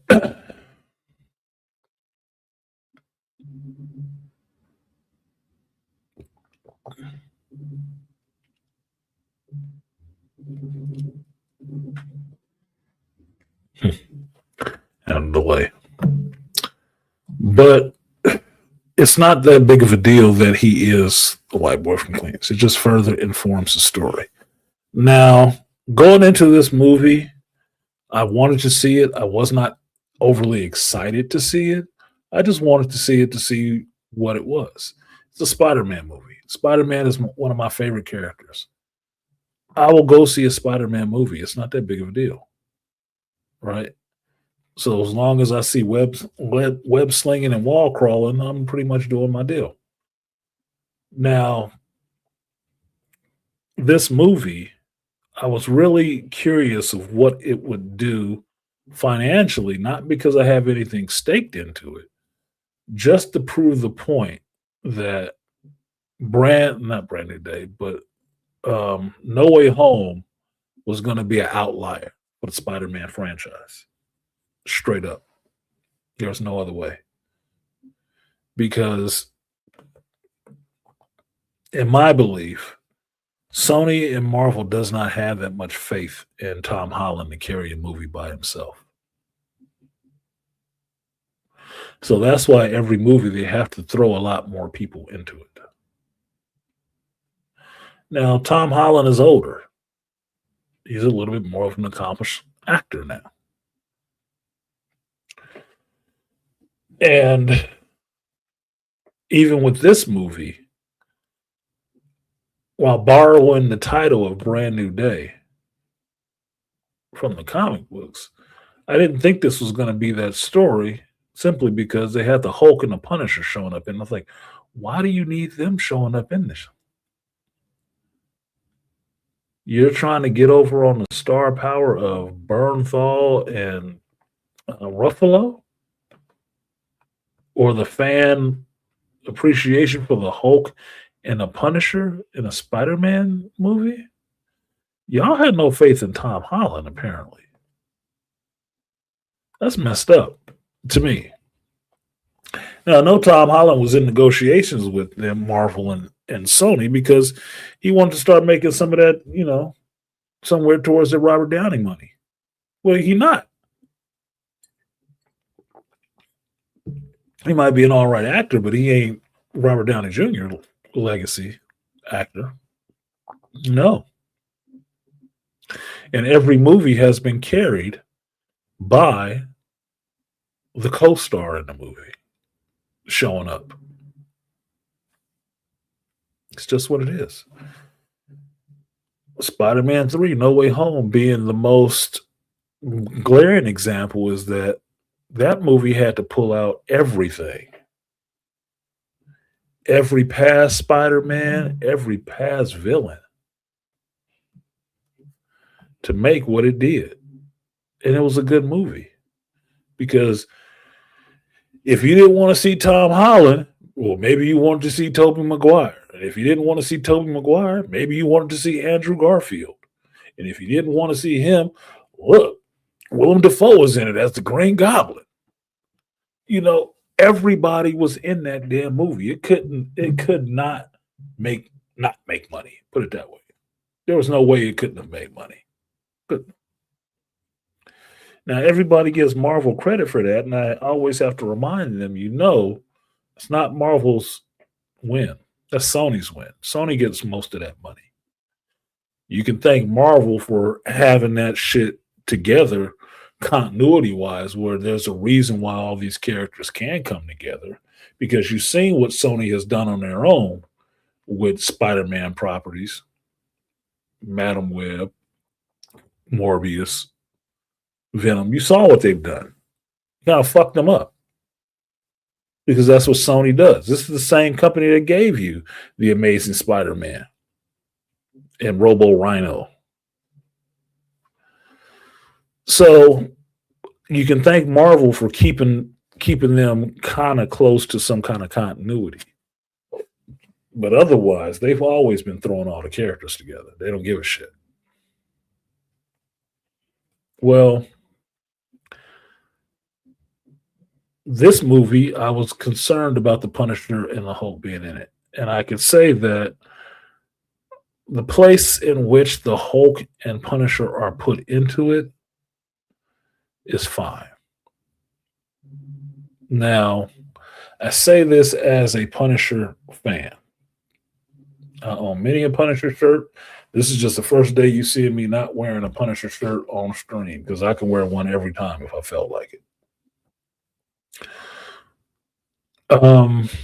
As much as I like John Bernthal as an actor, I like his depiction of the Punisher. I like the Punisher character. The Punisher in this one was kind of out of character to me.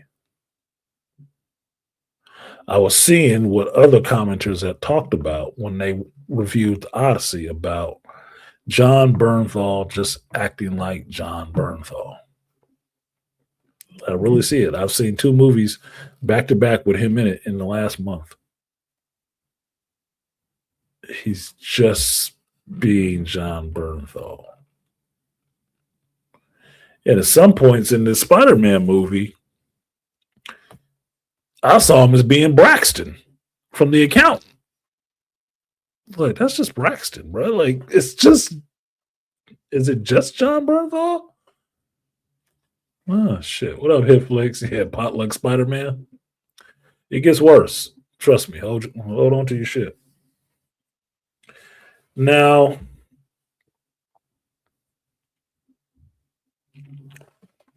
John Bernthal playing John Bernthal as the Punisher is fine.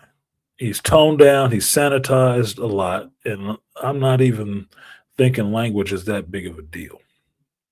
But one of the problems I have in the shit is that Punisher is mostly running around in the open, right?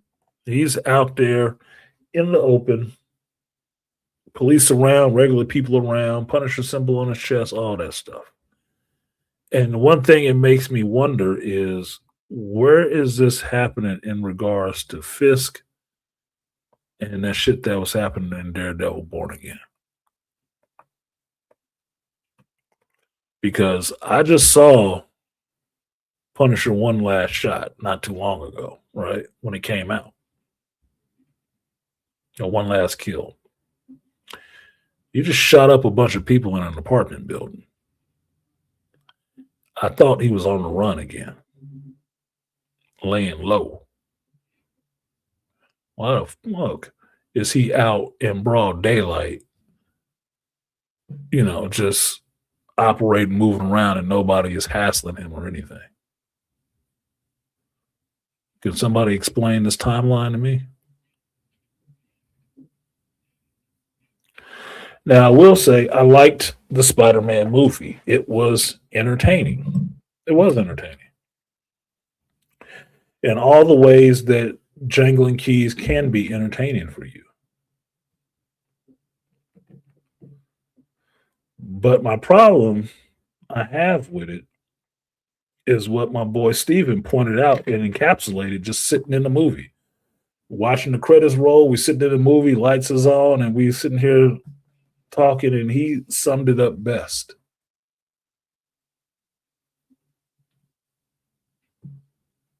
So I just watched 2 hours and 30 minutes of a movie to have him go right back to where he started from.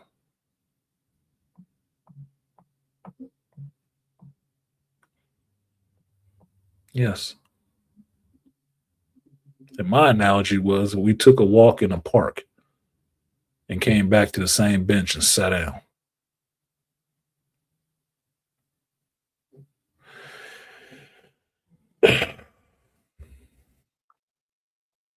Spoilers are going to be incoming for this shit. If you haven't seen the movie, you don't want to, or you're too fucking cheap to go buy a ticket and go to the movie theater because you're scared of real people.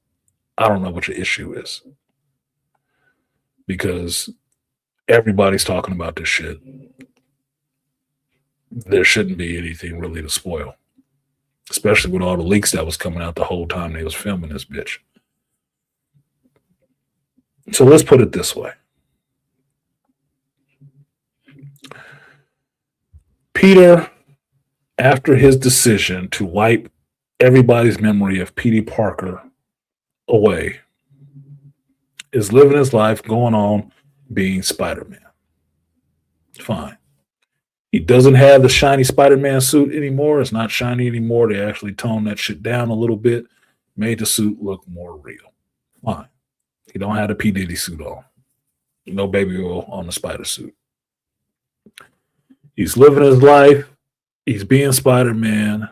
And then, in modern terms, creepily stalking Ned and MJ through their social media because he's watching. He's one of their followers.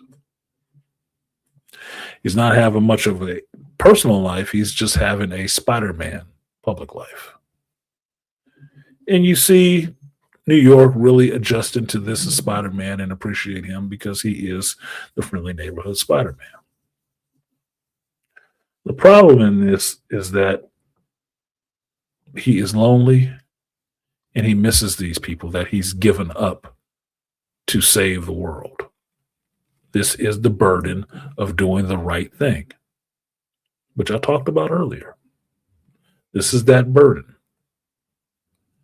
It is sad. It can be depressing. It can be isolating. It can be lonely. The most righteous roads that you will walk alone. as a man. You will walk that shit alone. It'd be nice if you had some people that come by you and be compatriots or whatever, but you will mostly walk it alone. That's what it means to make decisions and deal with the consequences and repercussions of the decisions you make when they're not popular.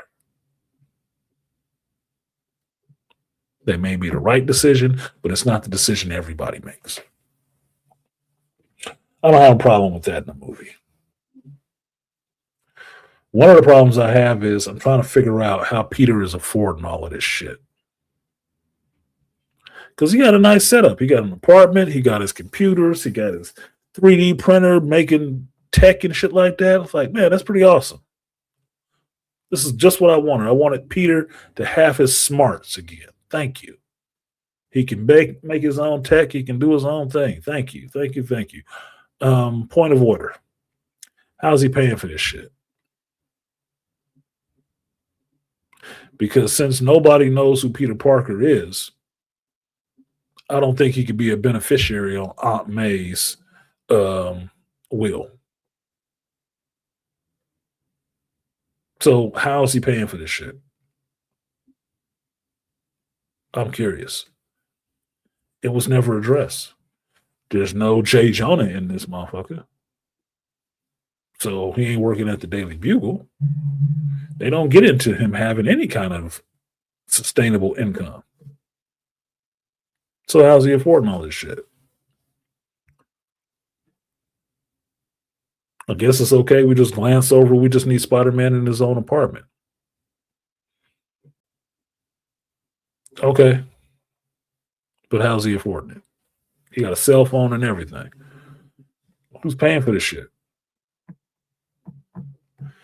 Now, what I do like is what I said is that they gave Peter back his smarts. Peter is actually developing and putting together his own tech, which is one of the problems from this, because understand the idea of Brand New Day was to bring Peter back to what he was in the comic books. They kind of jumped ahead with the Avengers movie, making him tied up with Tony Stark and the Iron Spider and all that shit. But now they're trying to get him back to formula, to get him back to the essence of what Peter Parker is.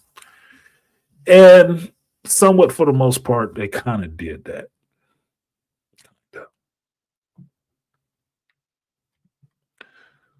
He's not struggling because the kid's kind of flush, which is an essential part of Peter Parker. He's usually struggling. But he's on his own. He's doing his own thing. He's really out there going hard as Spider-Man for 4 years. And we get a time jump of him stalking Ned and MJ through social media for 4 years. You get to see that Ned and MJ get through MIT. They graduate because that's easy. And they're going to be out into the world. We got Peter buying flowers for Aunt May's grave often with money from somewhere, because I'm supposed to believe this kid, maybe 18 years old, survived in New York for 4 years without a job. Or as somebody else made a joke about, skimming off the top of some of these robberies he was thwarting.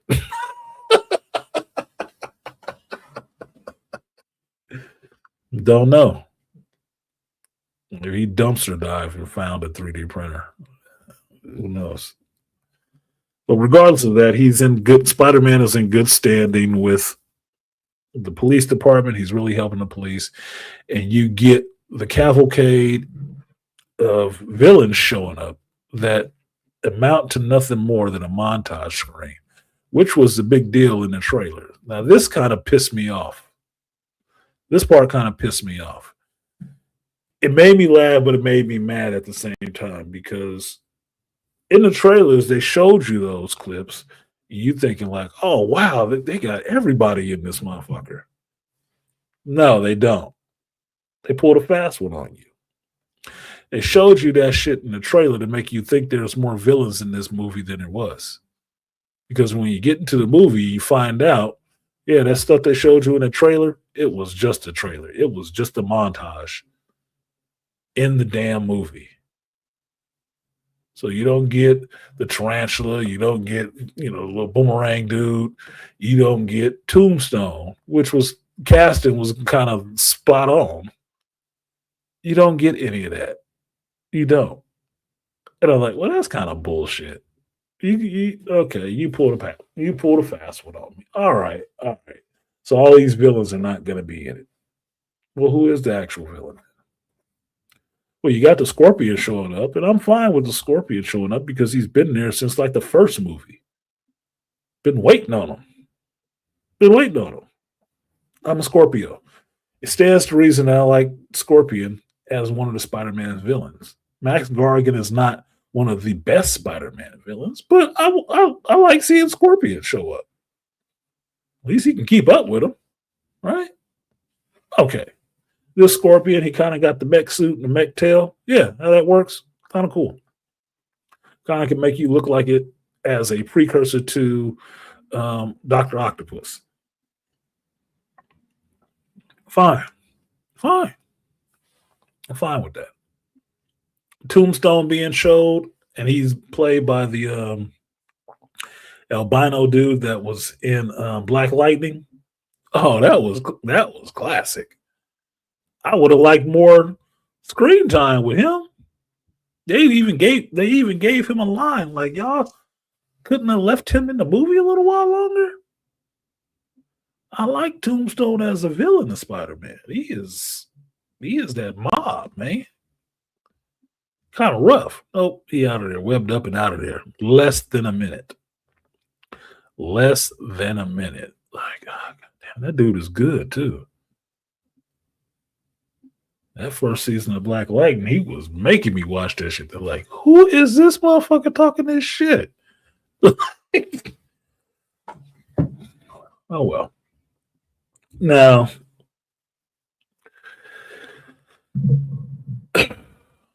this movie has a couple stories going on.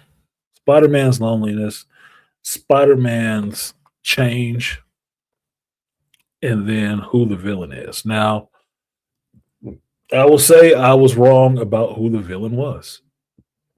Because I knew they were pulling on some of the video game stuff, I thought the villain was going to be Mr. Negative. That would have been a villain. But no, it really did turn out to be, the villain turned out to be Jean Grey, one of the worst kept secrets in geekdom. This is why I don't believe in listening to spoilers, folks. Spoilers, not leaks, not script details. It ruins the movie for you.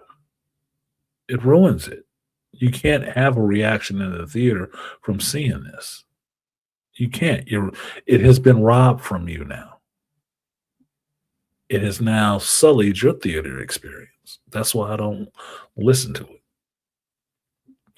But having heard that one, it wasn't a surprise. Oh. Mr. Negative would have been a surprise. Jean Grey doing her shit made me wonder as to why.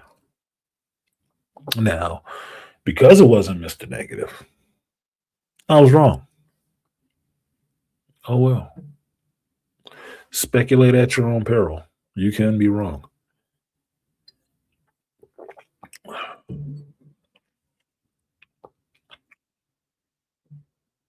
It turns out to be what's supposedly a mystery, Jean Grey. Now, showing her powers work this way, where she is, everybody is already seized on this, so it's not a big deal to say, because if you've seen the movie, you know it. But jumping from body to body like Azazel from Fallen, or the Shadow King, or Duro if you ever read Wild Seed, is interesting, but has the appearance of malevolence. that she is a villain because she chooses to be and enjoys being that.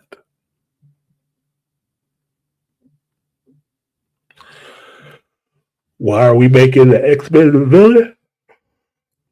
Well, because she's not an X-Men yet. This is just Jean Grey out on the lam on her own, abandoned child, a runaway child, just out there surviving in New York, doing what she can do to survive for a purpose. Spider Man, on the other hand, is doing what he can do to survive, really shunning people and not having an actual social life for 4 years, just to be Spider Man.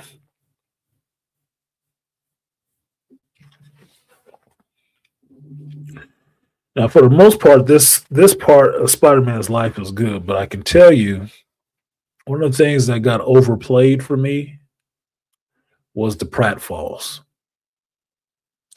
Now, apparently, Tom Holland is a really good physical comedian because the number of times that Spider Man was doing his greatest American hero impression, falling through windows, getting blown out of alleys, crashing into shit, was, I think, by the fourth or fifth time, I was done with it. I was done with it. I'd seen it already. And that's how the movie played for me. It was a lot of stuff on repeat. It was a lot of stuff that had already been seen before or done in other movies. I'm like, well, you just did it again in this movie. Why? Even I'm jumping around, but that's if you go see the movie, it's not spelled out for you A to Z. Even a scene where Spider-Man has to make a catch from somebody falling off a building, and the two web catch versus the one web to the midsection catch, which only to me was put in there to take away from what Andrew Garfield did in No Way Home with catching MJ when he couldn't catch Gwen or didn't catch Gwen correctly. It was just trying to relive that moment to get it again for Tom Holland Spider-Man. Now, one of the things I don't agree with doing in this, which did not make it seem like anything brand new, was they got away from Spider-Man having his tech or having his web shooters specifically. We spent all this time of showing that Peter has his smarts, he develops his own technology, has some better web shooters that calibrate and everything else, to halfway through the movie get rid of those in favor of him having organic webbing again. Like Tobey Maguire. Look, this is what bothered me in the movie. Peter Parker is never supposed to have organic webbing. Never. I don't look to Peter Parker to have organic webbing. I look to Peter Parker to have fucking web shooters that might run out of fluid at some point, and he needs to change it up. I look for Miguel O'Hara to have organic webbing because that's where it comes from. That is one of his defining features outside of the fangs and the claws in the flight suit. It's one of his defining features. And I'm sick of them constantly taking that shit away from Miguel O'Hara to throw it on to Peter Parker, and now Peter Parker has to have organic webbing. It's never been his thing. Stop it. I want my Peter Parker to have web shooters. So if you give me a live action Miguel, you could show how he's different in the fact that he produces his webbing from inside of his body. It is more in keeping with his origin than Peter's origin. Now, they went the long way around to backtrack to just making him like Tobey Maguire's Spider-Man and putting the character right back to where he was in the beginning. He didn't go on a journey, he went on a walk. There was very little new, brand new in the New Day because a lot of this shit was copied. A lot of it was rehash. Even in the sense of having him interact with MJ and Ned and trying to get them to remember him is taking him backwards from No Way Home. Why are we doing that? He just made a choice. This is his choice. This is what he has to live with now. Why are we spending the movie trying to make them remember him? That negates it, right?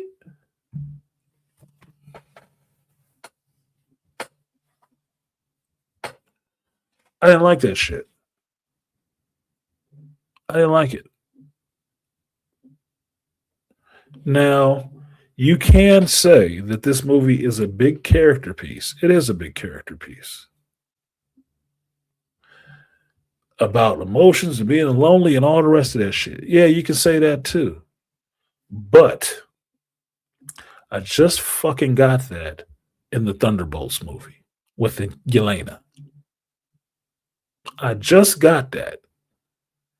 Depression and everything else. I have no life. I just work. I come home and I drink and then I go back to work.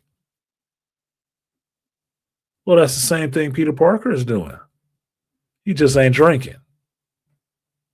And his work doesn't actually involve killing people.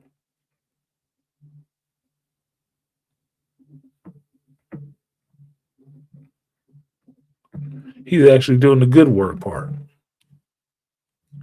So it was funny to me when Yelena ends up in this movie. And I'm not going to begrudge, them putting my little PewDiePie in there. Oh, she's cute. I don't like her with the Sharon Stone haircut still, but she's cute. I don't mind her being in the shit. But her showing up was kind of telling because it's the same fucking story you guys just tried to run out here with the Thunderbolts.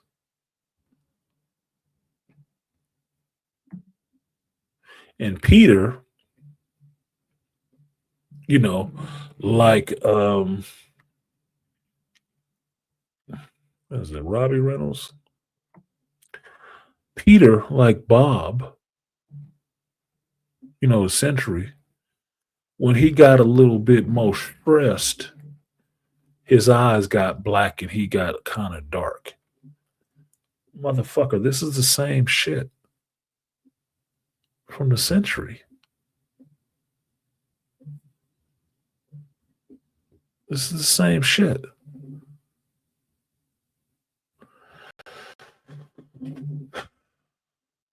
So where's the new material?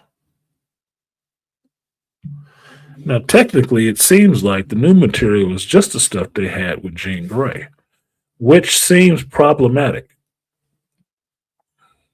Because if you divorce the fact that this is not Phoenix, this is Jean Grey, not Jean Grey the X-Men, Jean Grey the teenage girl, she's looking for her sister, who was taken by damage control. Now, firstly, I don't believe this is how damage control works, even though in the MCU, damage control showing up in the Ms. Marvel show seemed like they got it in for super people, when I may remember it correctly, I may not, just on this point.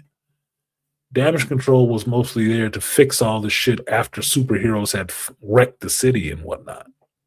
When they had their superhero fights in populated areas, damage control would be the people who came in and cleaned that up. And they were sponsored by Tony Stark, if I remember correctly. There's other supposed comic book readers in here. You all can correct me on that if I'm wrong. You can. But apparently in this one, damage control operates like they find supers and they snatch them. Kind of like X Factor was operating in the X-Men 97. And apparently, this version of damage control has taken Jean Grey's sister, who I never knew she had, who was also a telepath, which I never knew that was a thing either. And they've captured her, so Jean Grey is trying to find her way into damage control to find her sister, who's been missing for some years.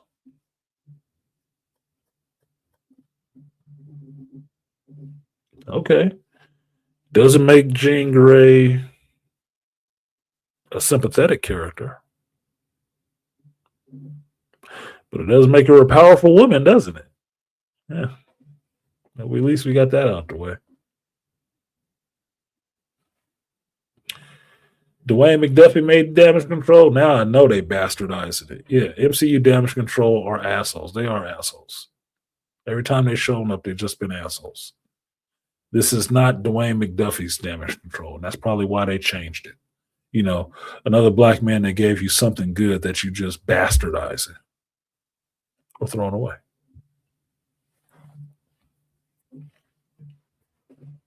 You're welcome, comic books industry. So her trying to get into damage control, as you find out, is about looking for her sister that they have taken. Okay, fine. Peter's part of the story is him trying to figure out who this person is that seems like they jump in bodies. He can sense them. Never said how. And they can't take over his mind. Never said how. Never said why. Which doesn't make much sense. But you have to have a reason that the hero is not taken over. Now, at a point in this movie, this person is able to take over the Hulk, which I would say could not happen. That would be the only person that you probably couldn't take over with mind control, because their mind is already fractured, and one side of that fractured mind really resists control. Really ain't about that shit.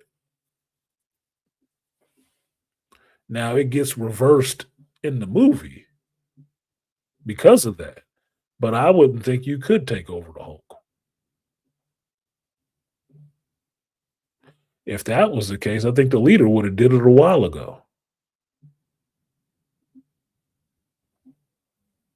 The Hulk's unbridled rage. Hulk is the strongest. You cannot mind control the Hulk. I don't think that's a thing.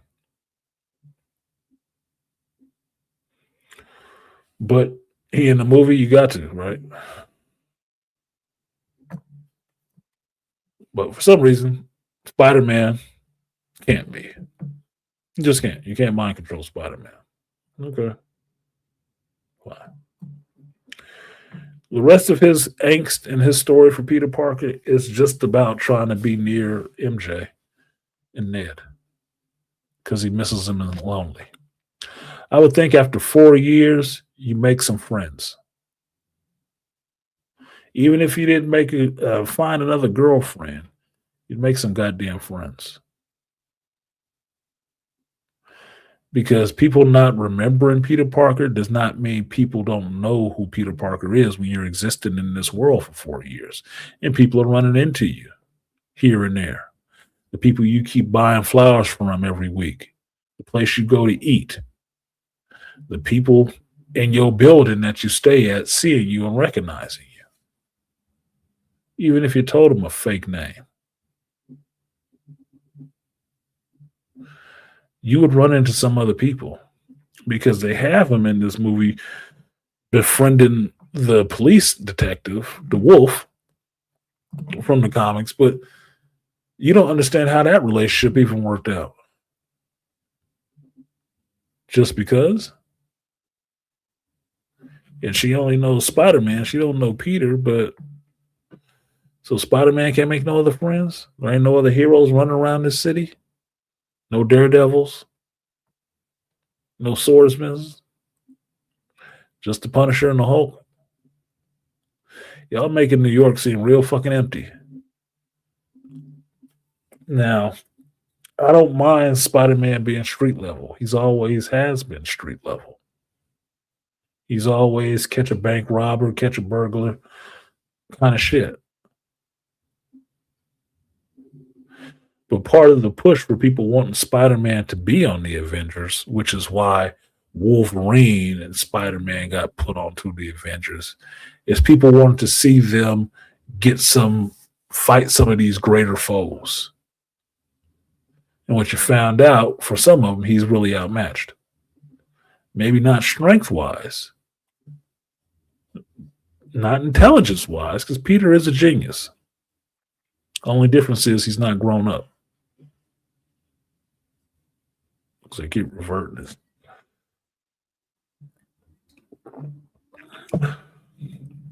It's just in his capabilities outside of just throwing hands. May not be on that tier yet.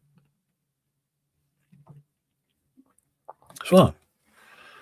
If his whole thing to deal with is being lonely, then he's just being lonely. Which doesn't work when you factor in the fact that, well, he's kind of friends with Frank. Which you would think he wouldn't be. Because Frank Castle actually kills people. Willingly, wantingly, purposefully. That should not be your friend. Shouldn't. Unless he going out there shooting people with bean bags and rubber bullets, which I have not seen. That should not be your buddy. You should be trying to take him in or something.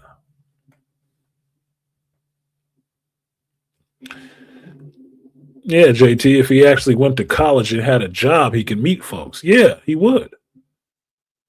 Just sitting in a classroom and going to college, they'd be like, hey, what's your name? Well, maybe my name's Maynard. Oh, well, how you doing, Maynard? I'm so-and-so. You would meet people. But hiding from the world because you made a wish for people to not remember Peter Parker. That doesn't work for everybody who never met Peter Parker. It only matters to the people who actually met him before. The rest of the world don't know who the fuck you are and don't care. So you can exist and have a whole life. You could have called yourself Ben Riley and went on with your life.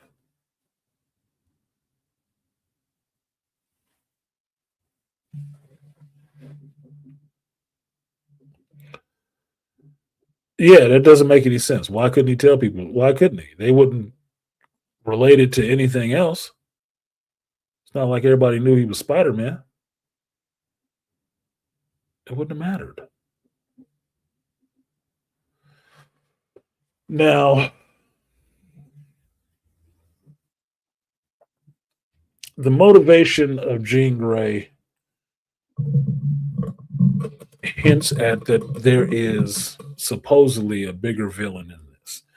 And the bigger villain in this is supposed to be the director of damage control, who is not Mercer. I'm forgetting his damn Mezer or whatever the fuck his name is. It's a black dude. I thought we was past this because as soon as I saw that, I'm like, well, he don't seem on the up and up at all. And it's like, what is this? Another high evolutionary thing where you get a good black actor just to play the villain so we can, cheer for killing his ass off?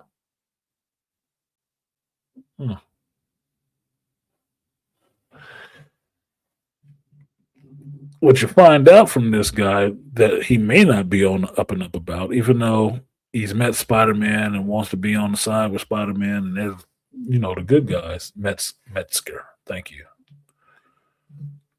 is that he actually does have Jean Grey's sister. He did.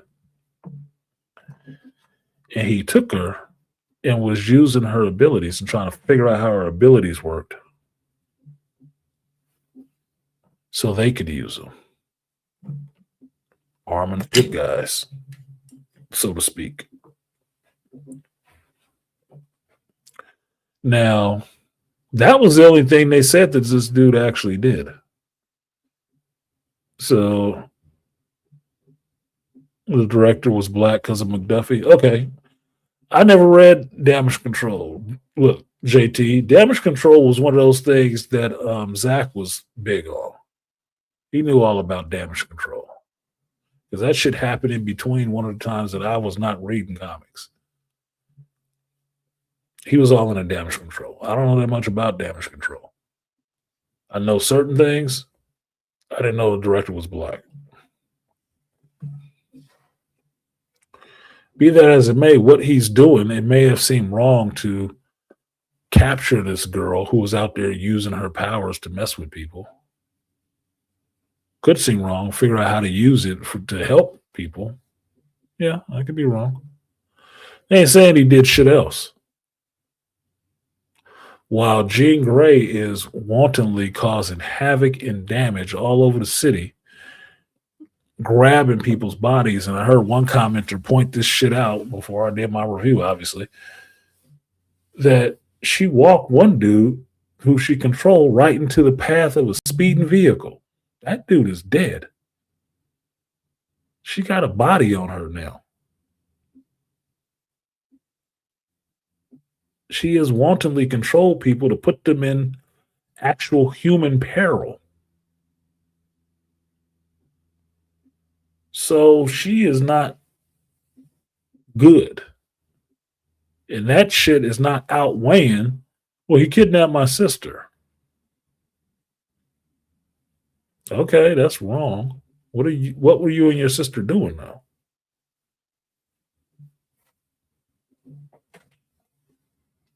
Criminality? Well, somebody was going to show up eventually.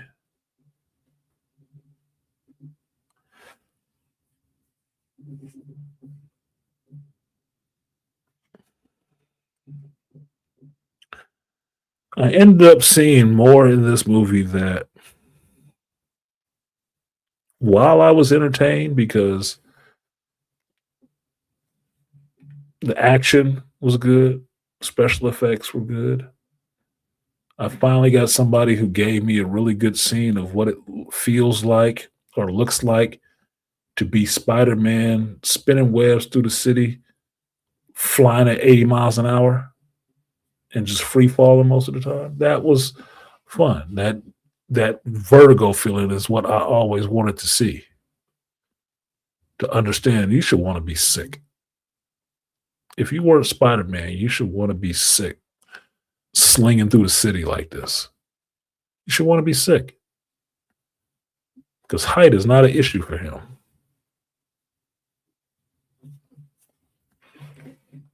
And that's what I was saying. I got that. So kudos. The fight scenes, as much of a video game as it was, I didn't play those video games, so I don't care. But the fight scenes did look good. They would be better if, he learned how to have his spider fighting style from Shang-Chi, but, in due time, I guess. But it did look good. It did. The whole turning into a spider part, I could have did without that. They tried to give him a conflict to have, and it's not turning into a spider, because turning into a spider throws away the very thing that you said you were getting back to, which was formula. A brand new day to get you right back to the same shit we've already had. He's turning more into a spider. No, he's not. And he didn't eat organic webbing. But now he's stronger. Spider-Man has always been stronger. Most of the time, Peter pulls his punches and he doesn't access like all of his real strength that he has unless he's stressed or somebody's really in danger. Then you'll see big bursts of strength come out of him. But being more brutal and stuff like that, that's superior to Spider-Man. When Peter is taken over. Otherwise, Peter hold back a lot. You don't know his full strength. Because you're a kid and you don't want to hurt nobody. So I guess this whole I'm getting black eyes and then I'll get stronger shit is just going to be something that's going to linger around for a while now. Because he was stressed and depressed and had hurt feelings? Fucking hell, dude. He could have been in the Thunderbolts movie then. Right with them, hugging it out with Bob, with the Void, to get him from tearing apart the whole fucking city.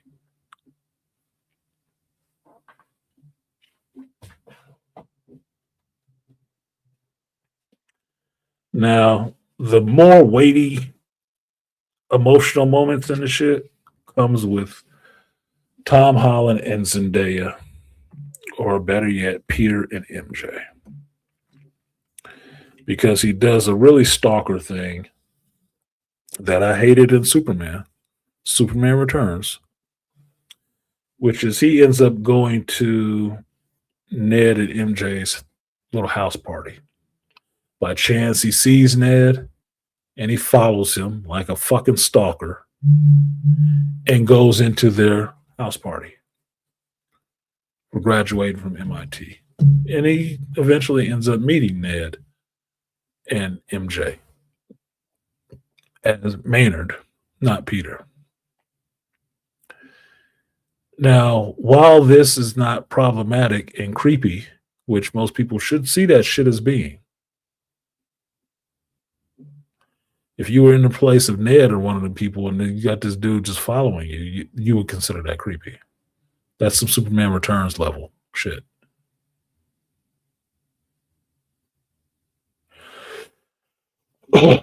They don't remember Peter, so he could have said his name was Peter. It would have meant shit to him. Because they don't remember Peter Parker, remember? So you could have said you were Peter. It wouldn't have made a difference. You've already met her once. She didn't recognize you. She didn't remember you at all. I think Ned was there in that scene too. Didn't know, didn't remember, not a problem. Could have told him your name was anything. Could have told him your name was Kane the Conqueror. It wouldn't have mattered. But for some of the movie, he tries to, it seems like in a sense, get them to remember him. Because he misses them so much, which I understand. I understand. Your best friend and your love. I totally get that shit. But that was the decision you made. This was the ramifications of the decision you made. You can have your regrets, but you should not be trying to reinstitute yourself into their lives. And because of that, it puts them in danger because a telepath who can read minds and can't get into yours really, unexplained why, is trying to figure out pressure points for you, who these people are. So she gets into eventually MJ. And it gives a scene that is traumatic for Peter. But if you think about it a half a second more, it shouldn't even happen. because MJ doesn't remember any of that shit. And you can't read Peter's mind, right? All you have is reading a letter that he wrote.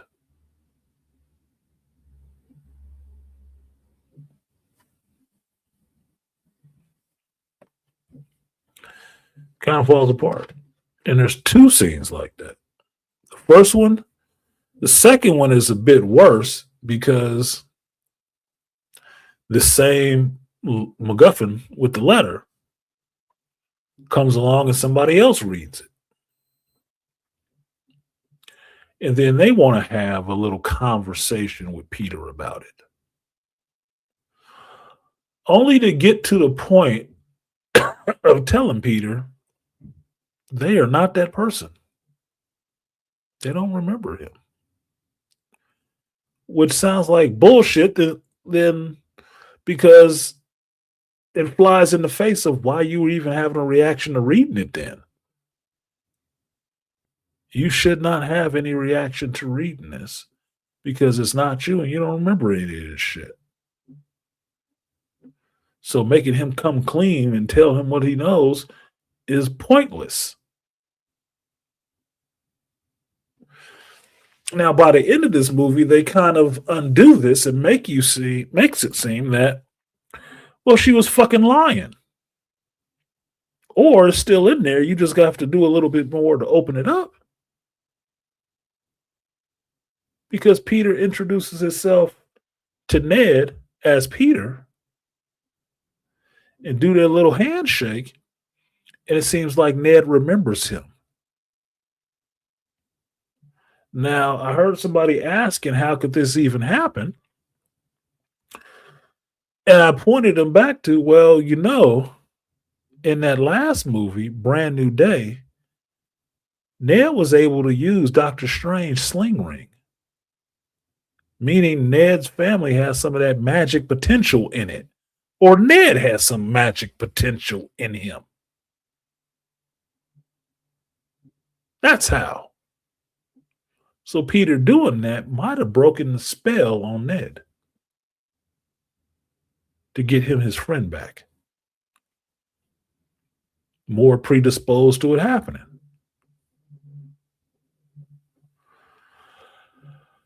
Okay. I guess then most of this shit is pointless. You're going to get him back to him having his friends, which totally negates the last movie that we all loved, and get him more in line with being like the other Spider-Man he was just in the movie with. Because you just gave him Andrew's save. You gave him Toby's organic webbing. So who the fuck is he now? Who is he now?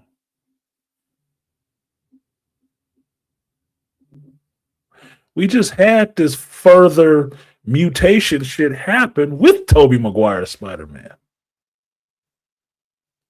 Being more spider-like. I guess the next thing, Tom Holland's going to be out there doing the jig too, right? We just did all of this shit. We just did all of it. You're just giving me the greatest hits of Spider-Man from the movies again. So stop telling me it's a brand new day when you're giving me the same shit. Yeah, I can be excited about the Spectrum Kid shit, the bread and circuses, but fuck, dude, when you sit back and think about it, like, I was entertained, but I went nowhere.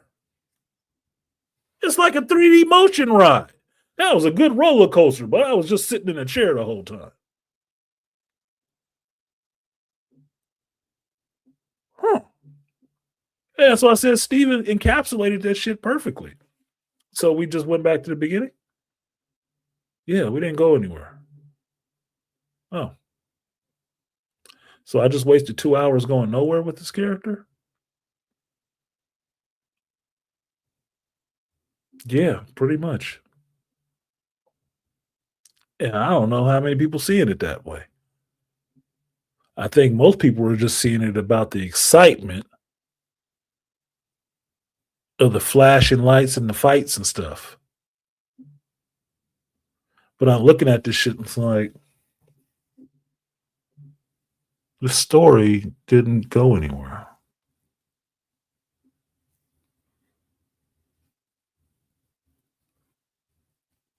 People already like Spider-Man.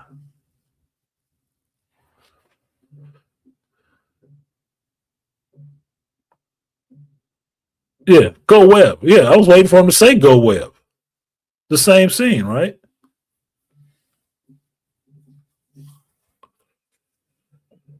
Now, what was Jean Grey doing? I see other YouTubers that pointed this out, but what was Jean Grey doing other than what the Scarlet Witch did?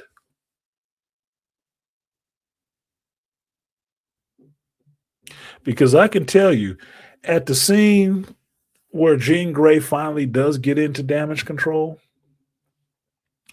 and she does have a little deal with Metzger. I'm watching that and I'm thinking of Firestarter Rekindled. You know, the Drew Barrymore movie where the kid that can light fires with her mind. I'm thinking of that shit. That she went back to the shop and they were trying to turn her into a weapon and she burned that bitch down. It's a sci-fi movie. Check it out. It's the sequel to Firestarter.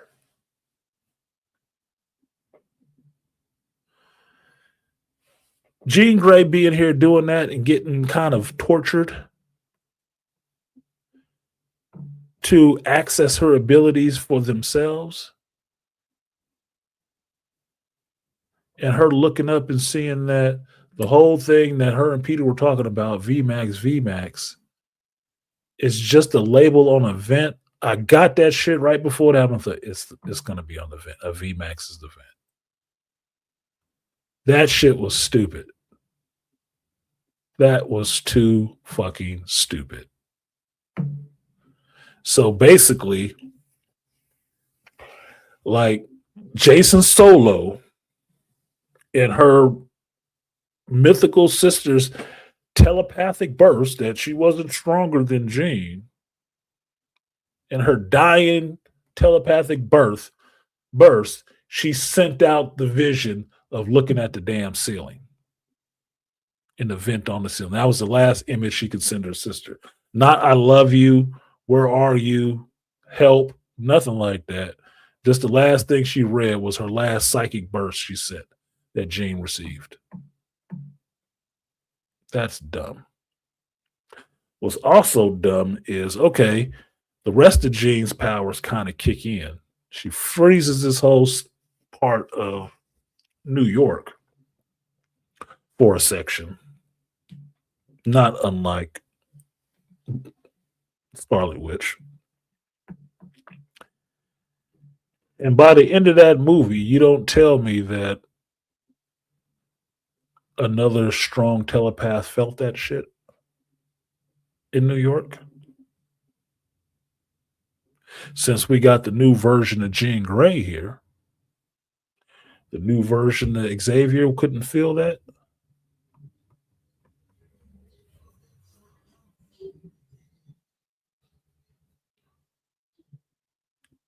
Telepathy is not just Charles's ability. It's every telepath thing. Jean is stronger than Charles telepathically. Charles is just more trained. He knows more to do with it.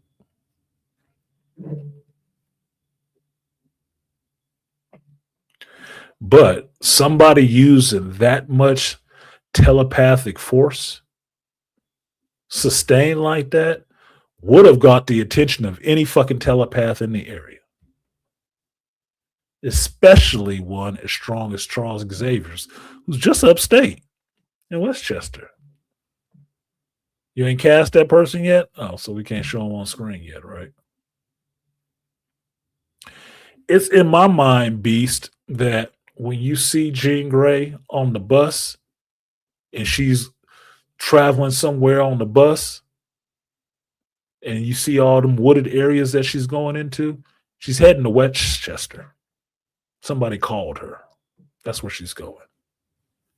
Because reading X-Men comic books, the first X-Man, aside from Scott, that Xavier got was Jean. Because she's the one that needed to have some, mental blocks put in place because this bitch is too powerful.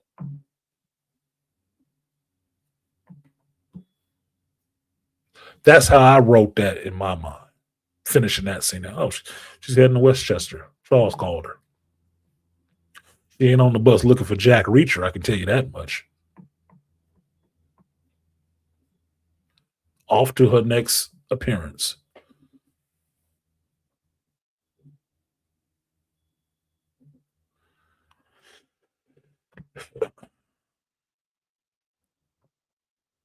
The Punisher shit with shooting Peter. Beast, you play rival, so you've seen the little spray of the Punisher carrying mech suit Spider-Man, Iron Spider. You've seen that shit. They did it in this movie. Fine.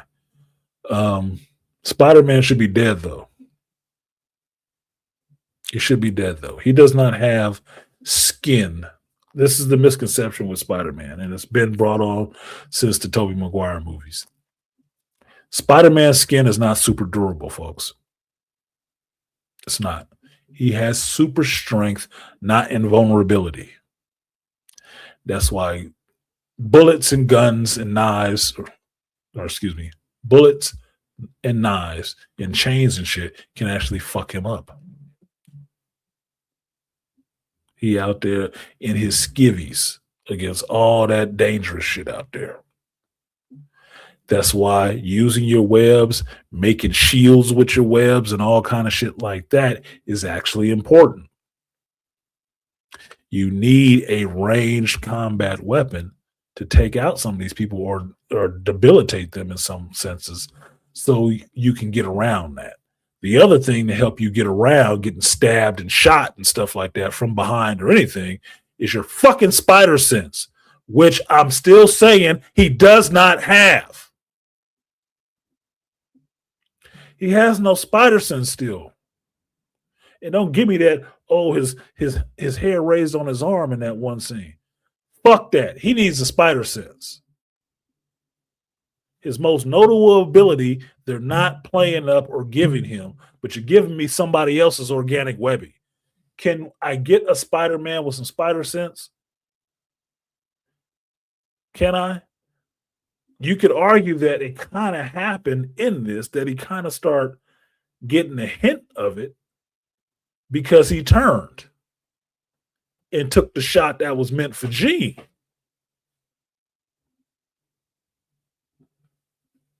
Right? Exactly, BC. That's the purpose of him having a spider sense. So he don't get shot and stabbed. Nobody can really lay a hand on him. You got to be superpowered to be able to lay a hand on him. Because you ain't catching him unawares. So you could say in this movie they kind of played up that he kind of got that even within his mind with Jean. But if y'all don't know armaments, the gun that the Punisher was using, a Barrett 50, that 50 caliber round, that fucking mini missile, that's for going through tank armor. And the only one that's taking a shot from that and tanking it is the Hulk. Spider-Man is not the Hulk. He gets shot with that round, that motherfucker lost all of this. All of it. He looked like T2 when they shot that grenade into him and blew his ass apart. That's what Spider-Man's looking like after that, y'all. He dead as shit. The fact that, it's just a gun. That wasn't a 38. He didn't get hit with a 22. What are you doing? He is dead. He is in pieces. People don't survive those. Not no 50 cal. Not from that range. Come on, man. He is dead as shit. Y'all need to rethink this. You really need to rethink it. He dead as hell. Yeah, it would have killed him both. We got some military vets in here. They understand that shit. Y'all got Google fingers? Look up what a 50 caliber round looks like in a Barrett 50. Watch a video on YouTube and seeing somebody shooting that motherfucker and how much shit bounce up off the ground just from them shooting it. That is like a mini tank round, bro. That's armor piercing.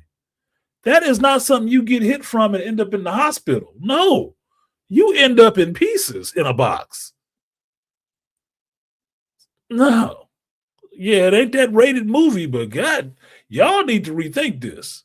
Maybe if you had him up there without a Barrett 50, maybe he had a 20i6, something smaller. But y'all fucked up with your weapons. He dead. Both of them are dead as shit. Missing pieces.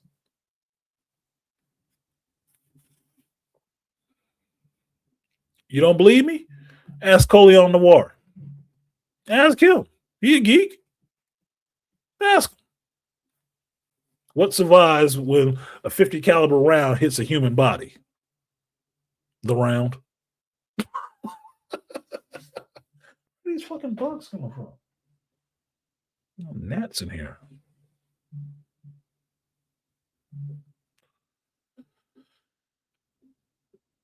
Even if he got hit in the shoulder, Lion, his arm is gone. His shoulder is destroyed. There's no coming back from that. He gonna be running around looking like Cable. Because he gonna need a whole cybernetic piece if he survived it. That shit is done, bruh. Not with that round. Y'all need to study up on your ballistics. He is gone.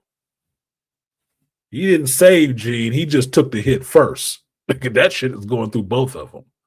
Spider-Man is not super durable. He's superhuman, not super durable. That is a completely different power. And since the Tobey Maguire movie, they've been putting that shit in there. When he he tried to stop a train by putting his fucking foot down. And I'm like, and he lost his leg.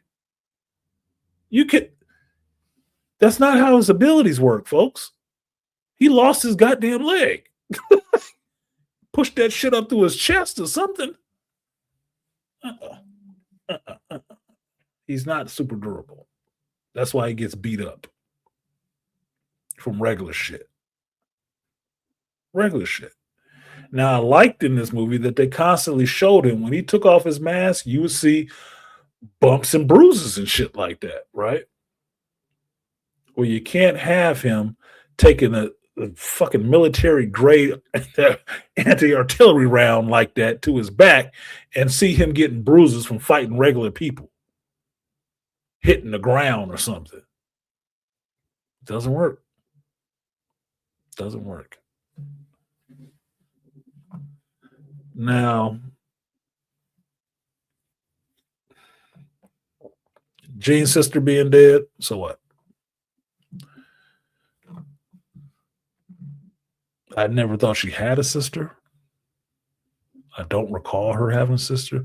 Definitely not one with telepathic abilities. But in the MCU universe, who cares? Whatever. But for me, while I was entertained, because there was enough action in there to keep you entertained,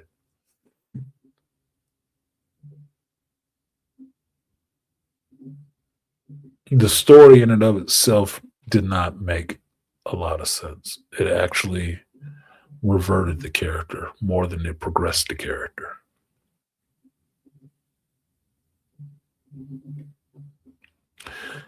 I was really hoping that Felicia Hardy was going to show up in this shit.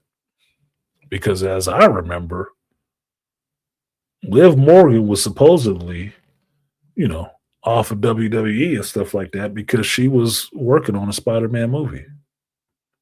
I thought she was supposed to be in this shit. You couldn't get a black cat? I'd have took Liv Morgan as a black cat hitting on Spider-Man, giving him something to worry about other than MJ ass.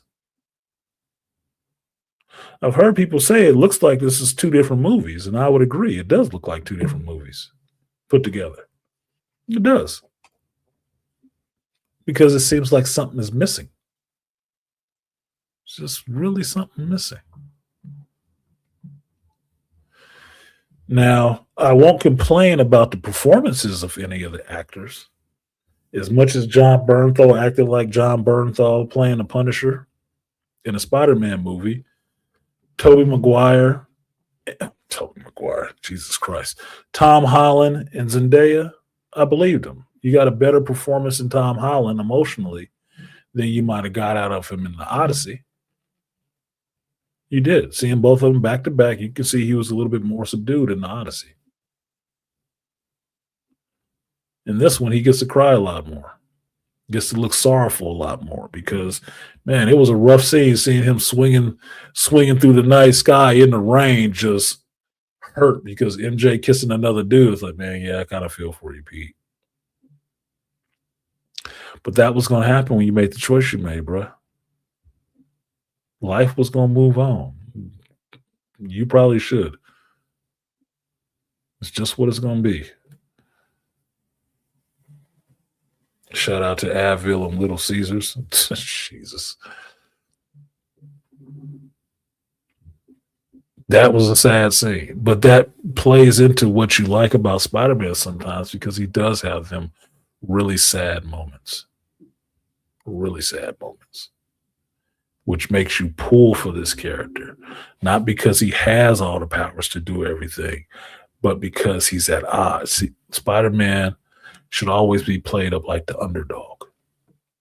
And you're always rooting for that underdog with a heart of gold.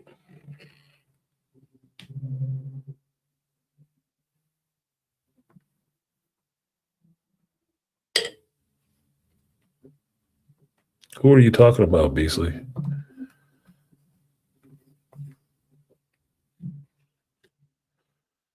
She plays a part in the comics.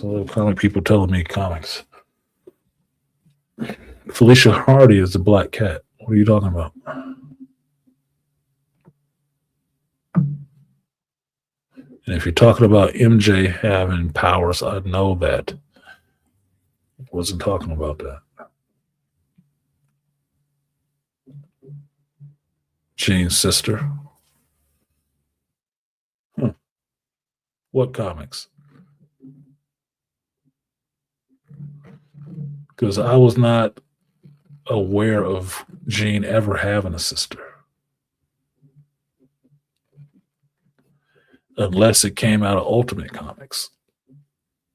Because I wasn't fully versed on the Jean Grey from the Ultimate Universe's backstory.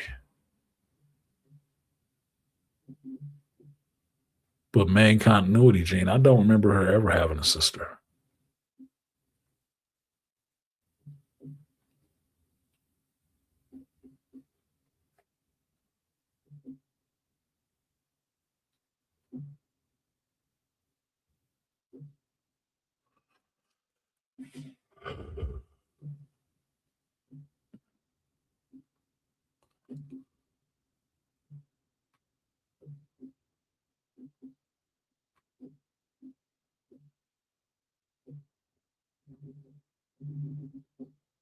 Yeah, that's why he's more universally acceptable. Because he is the everyman. Because you don't know his race, country of origin. You don't know none of that shit. It's just a guy in a suit, full body, covered up. Unless he pull his mask off, you never know. So everybody can see themselves as Spider-Man.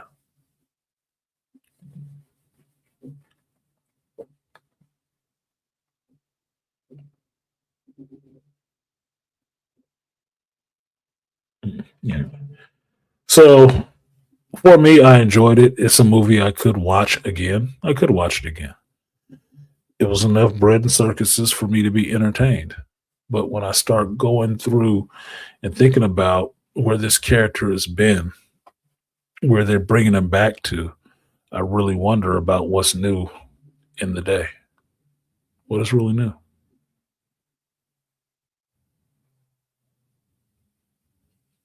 Shit, by the end of this movie, he'll damn near end up being friends with Ned again. That's what we had before, right?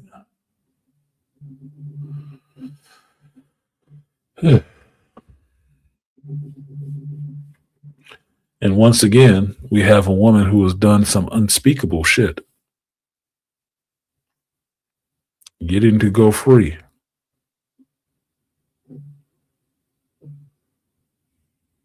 And having no consequences for her bad behavior.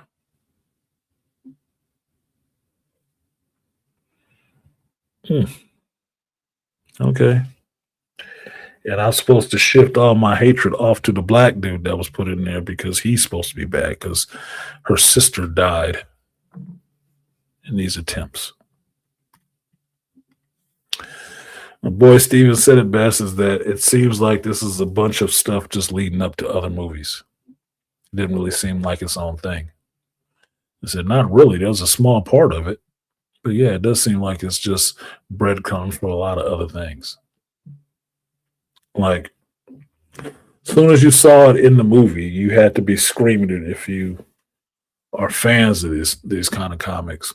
When Peter went to talk to Bruce, and he's asking Bruce about his inhibitor bracelet that he has to wear now.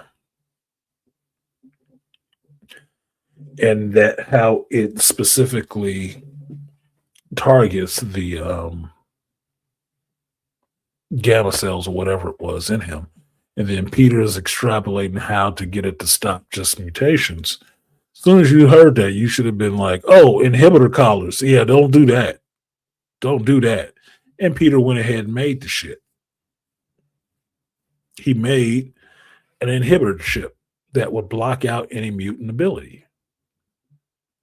And I'm like, oh, so that's how we getting this shit in there? You making Peter develop that? God damn, you're going to go down in history like worse than Hank. Hank Pym, Jesus Christ. And then he did it. Not only did he make it, he lost it. He left it with damage control. It's sitting on the floor somewhere. Oh, people gonna have an issue with you, Peter. There's a whole nation of people that's gonna have a problem with your ass. You developed the inhibitor collar. Or if not developed it, Oppenheimer, you gave them the technology and the path forward so they could make it. Holy shit. That for me was a bit much. I was like, oh shit. No. You don't need to turn into a spider. And this inhibitor collar shit could be monumentally bad.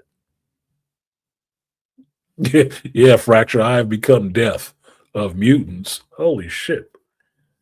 Yeah, just like Tony and Ultron. Well, yeah, Tony and Ultron is just in the MCU universe. So Peter and the inhibitor collar is the MCU version of where the inhibitor collars come from. Like, holy shit.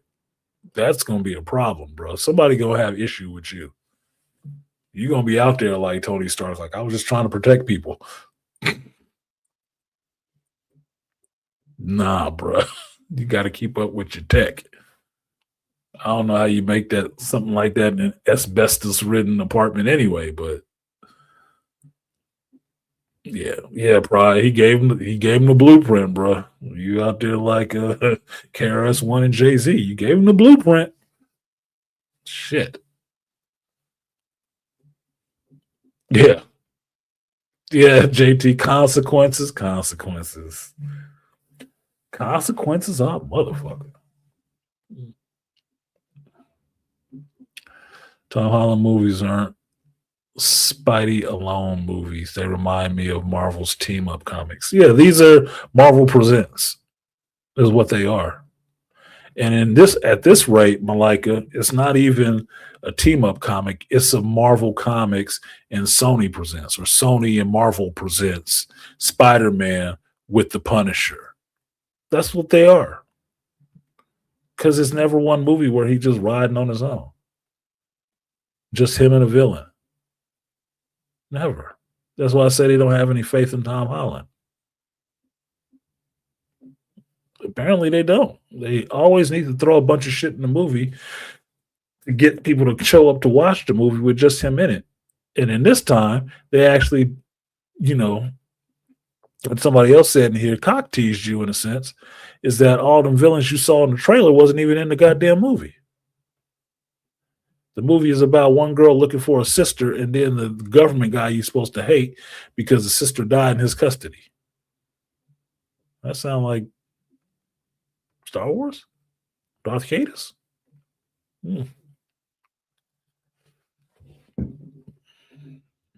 I saw a multiverse moment. It's the evening rooftop scene with Spider-Man and MJ. There's a red neon sign on the roof that seems to parallel the same. Yeah, I've heard that. Don't come in here using shit you heard on somebody else's stream. Yes, it's obvious. Because it says silver and it doesn't say Pepsi Cola. As soon as I saw it in the movie, like, oh, they redoing the Madam Web scene? That's what I mean about this movie having a lot of pieces in it of other movies. A lot of pieces of other movies. Even the Jean Grey moving through minds and stuff like that, which is not traditionally how the telepathy works. But they just ripped that from The Fallen. That's it. You understand that telepathy works and you can basically tune yourself into anybody's mind. You don't have to jump from person to person to get anywhere. That's why I thought it was Mr. Negative.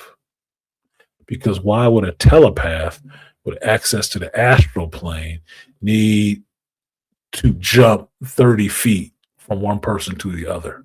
That's taken from the Fallen movie directly. 30, what was it, 30 cubics or something like that? That the span of one breath in Azazel can be in somebody else. They just gave you a visual way to see telepathy. But that's not how telepathy works. Telepathy works not by contact, not by line of sight, by jumping to this higher astral plane and being able to drop down into anybody's mind. It does not have a range. It doesn't. Unless you're using Cerebro, and then you can touch every mind on the planet at the same time. But otherwise, all you need to be is in the vicinity.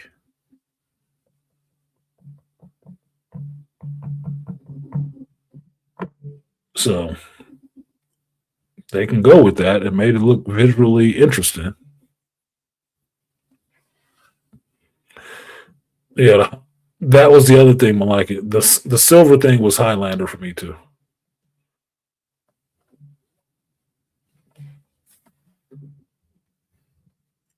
But okay, it's New York. Highlander happened in New York.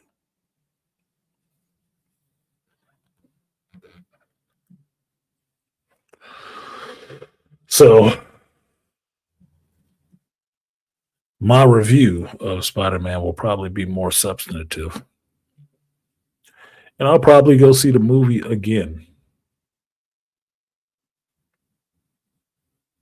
Just to really nail them down on some of this shit, to make it understood that while it was an entertaining movie, it didn't go anywhere. Because where is Spider-Man at the end of this movie? And where was he at the beginning of it? The same shit they were complaining about with Mando and Grogu. Well, he didn't do anything. It didn't progress the character any. He didn't progress this character any. He's still Spider-Man. He's still alone. And now he has organic webbing and it can get stronger. Oh, and MJ don't love him. But he kind of has some friends again. How'd you progress? Where is he now? New York loves him. New York always loves Spider-Man. Especially if he ain't got Jay Jonah out there telling them why they should hate his ass.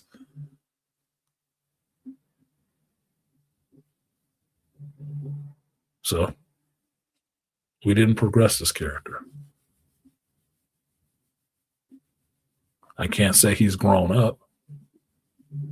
He has the same struggle, just minus, his hot auntie, but he has the same struggles. Okay, that's just what it was then. Where would you rank this film amongst cinematic releases? Should have super chatted that. I don't usually give out rankings on movies. I just say if it's good, worth watching, or whatever. I don't give out numbered rankings. But this movie, obviously, No Way Home is better than this movie. No Way Home is better than this movie. Yeah, Pride, and he still ain't got no damn job.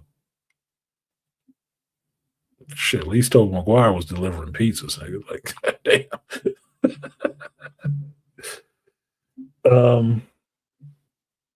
This movie falls below No Way Home, above Far From Home.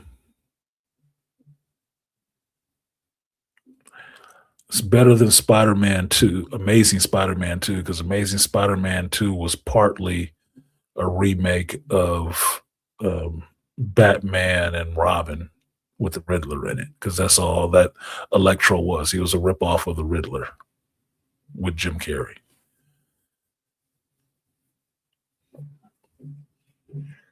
It's not, I wouldn't say it's as good as the Tobey Maguire Spider-Man, the original one, just because the Tobey Maguire Spider-Man has a position of being the first live action movie level Spider-Man. And I'm not talking about the one from the 80s with the ninjas and shit.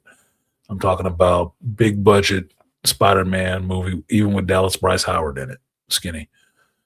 That holds a special place, and that's always going to be revered, just like the first Blade, the first Iron Man, the first Avengers movie. It just is what it is. You're not supposed to be able to pass that.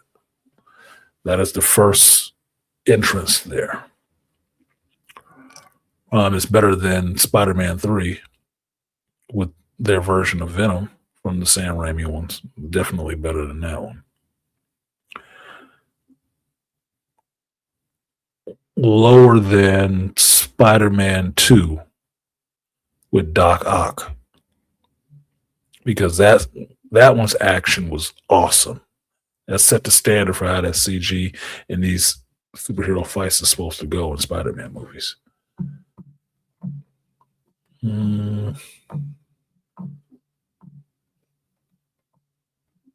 Yeah, it was a good movie.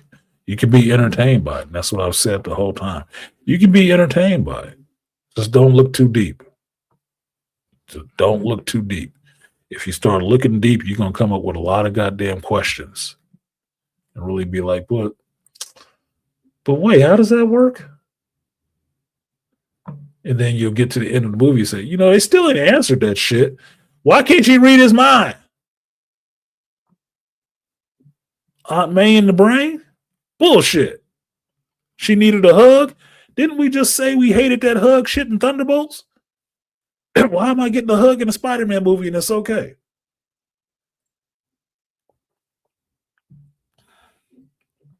You can be entertained, just don't look too deep. And most people is coming to be entertained. It's entertaining. If you went to somebody and asked them why, it's going to come down to the same shit, special effects and fight scenes. And maybe some emotional torment for the character. Telling that girl you love her to find out, I don't know you and I don't actually love you at all. Like, oh, bitch. The trauma of it. Brand New Day didn't cheat as much as No Way Home, so I'd say it's better Tom Holland Spidey. It's a better Tom Holland Spidey flick, yes, because it didn't rely on two other fan favorite Spider-Men in the movie to push it. It didn't. It was Tom Holland's movie mostly. There's one hero, it's him. Right? You got the Punisher in it. They're interacting. Technically, for me, it would have been better if he was interacting with Daredevil.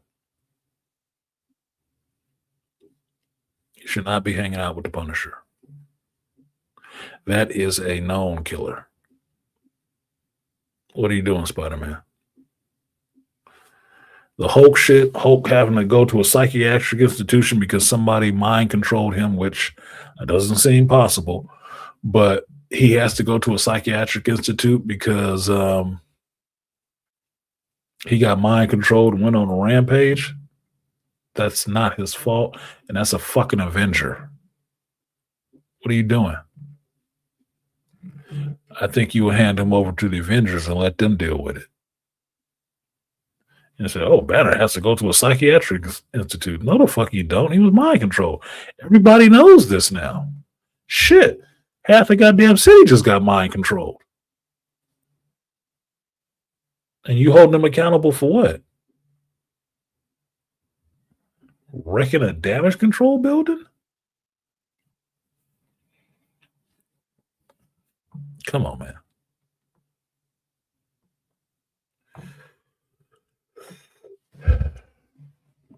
Anyway, that's it. That's my spiel on the Spider-Man movie. I'm sorry I can't talk more glowingly of it, but you know, I have other things that I saw. I saw other things. And some of those things did not make much sense. So I'm about 4 hours in. I only got one donation, so I'm not opening no damn chat. Fuck you, or no panel. Why do I need a panel? Nobody's even supporting the stream.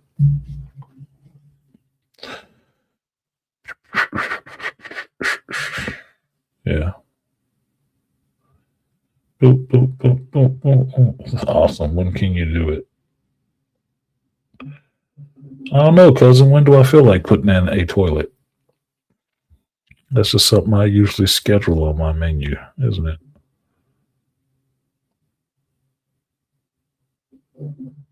Definitely not for free. And that's family. It is a fucking Avenger. Anyway. But that's it. I'm going to go ahead and get out of here now. I'm about 4 hours in, and I'm tired. I need to go to the restroom. So, if you saw the Spider-Man movie, good for you. You should probably go see it. It is a good movie. You can be entertained by it. Everybody, acting-wise, did a good job. They did.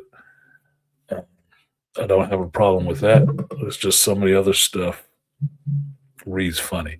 And you tell me if you've seen the movie, did the Punisher's hideout look like the same place that they used in Amazing Spider-Man, where he was learning how to swing with his webs and shit like that? Was that not the same place?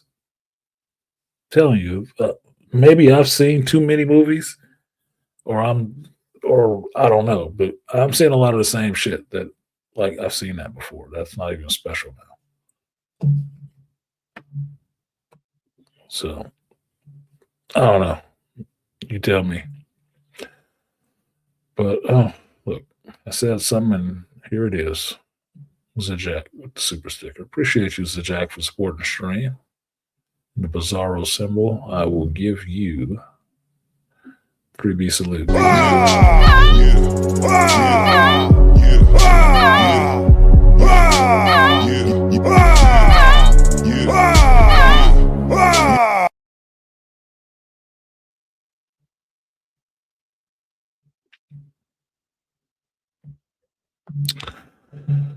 Appreciate you, Lion, for supporting the stream. Another $5 holla. I will give you.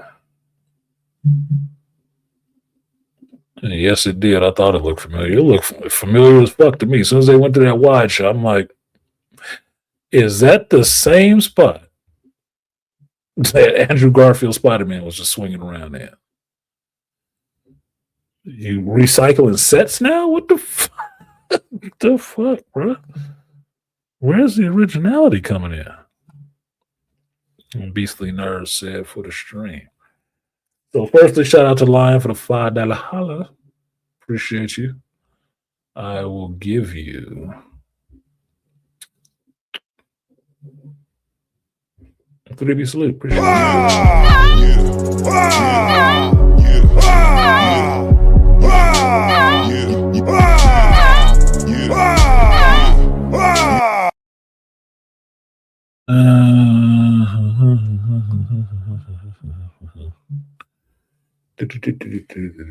And then shout out to the Beastly Nerd for supporting the stream. He said, for the stream, appreciate you, Beastly Nerd. I will give you the guts and butts. Appreciate you. Double up. 3 or 4 times, I ain't telling no lies. Run it up. Never let a hard time on the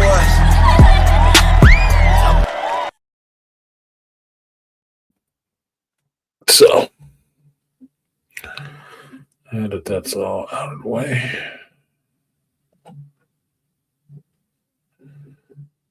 Oh, music verse. Appreciate you, music verse. The $5 holla.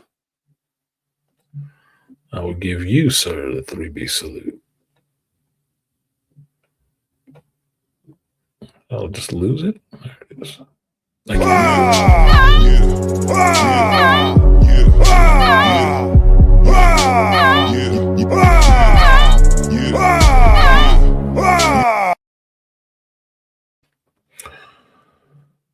All right, so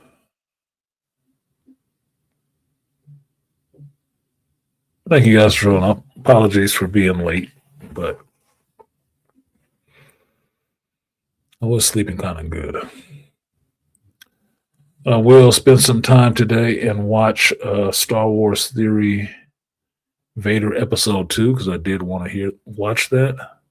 Herb, I did get your text. Yes, I knew about it.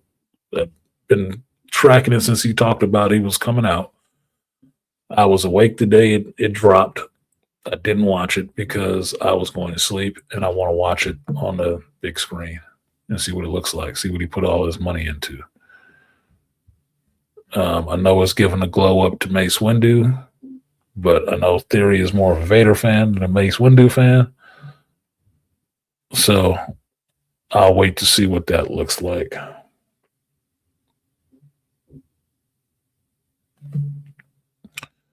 It's a playoff game, Dave. What does it say?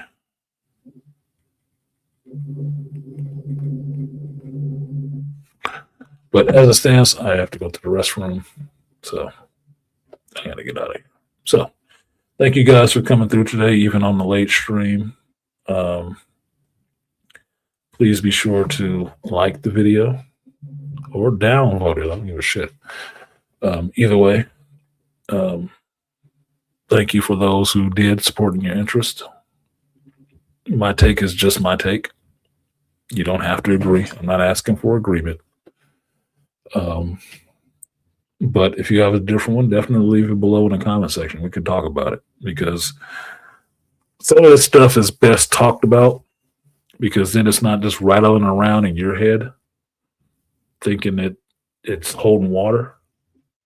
It's not until you put it out there in front of people that you can actually talk about it and debate it. You can see like, oh, wait, well, I didn't know about Jean Grey's sister.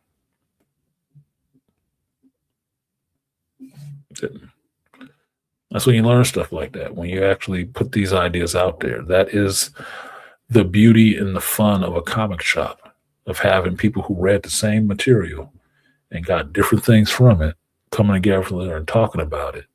And then you can have these debates on these things. Then you don't have to worry about the whole power scale and shit. You can actually talk about substantive stuff within the characters and the stories and the writers, as opposed to just, well, who could beat who in a fight?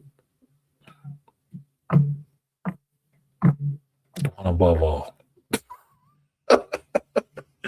Anyway, I've been Artisan MC. This has been the Hero's Journey. I do this every Sunday, usually at 8 a.m. Pacific time, where we talk about geekdom life and everything in between. Shout out to the late birthday babies. Trust didn't see her in here today, but she probably still out partying for her birthday weekend. Shout out to the rest of the Leo birthday. I think my dad's birthday just passed. Holy shit. Yeah, I'll call my father, tell him happy birthday. But with that, I'm out of here. I've been Artisan MC, and I will see you next time. Peace.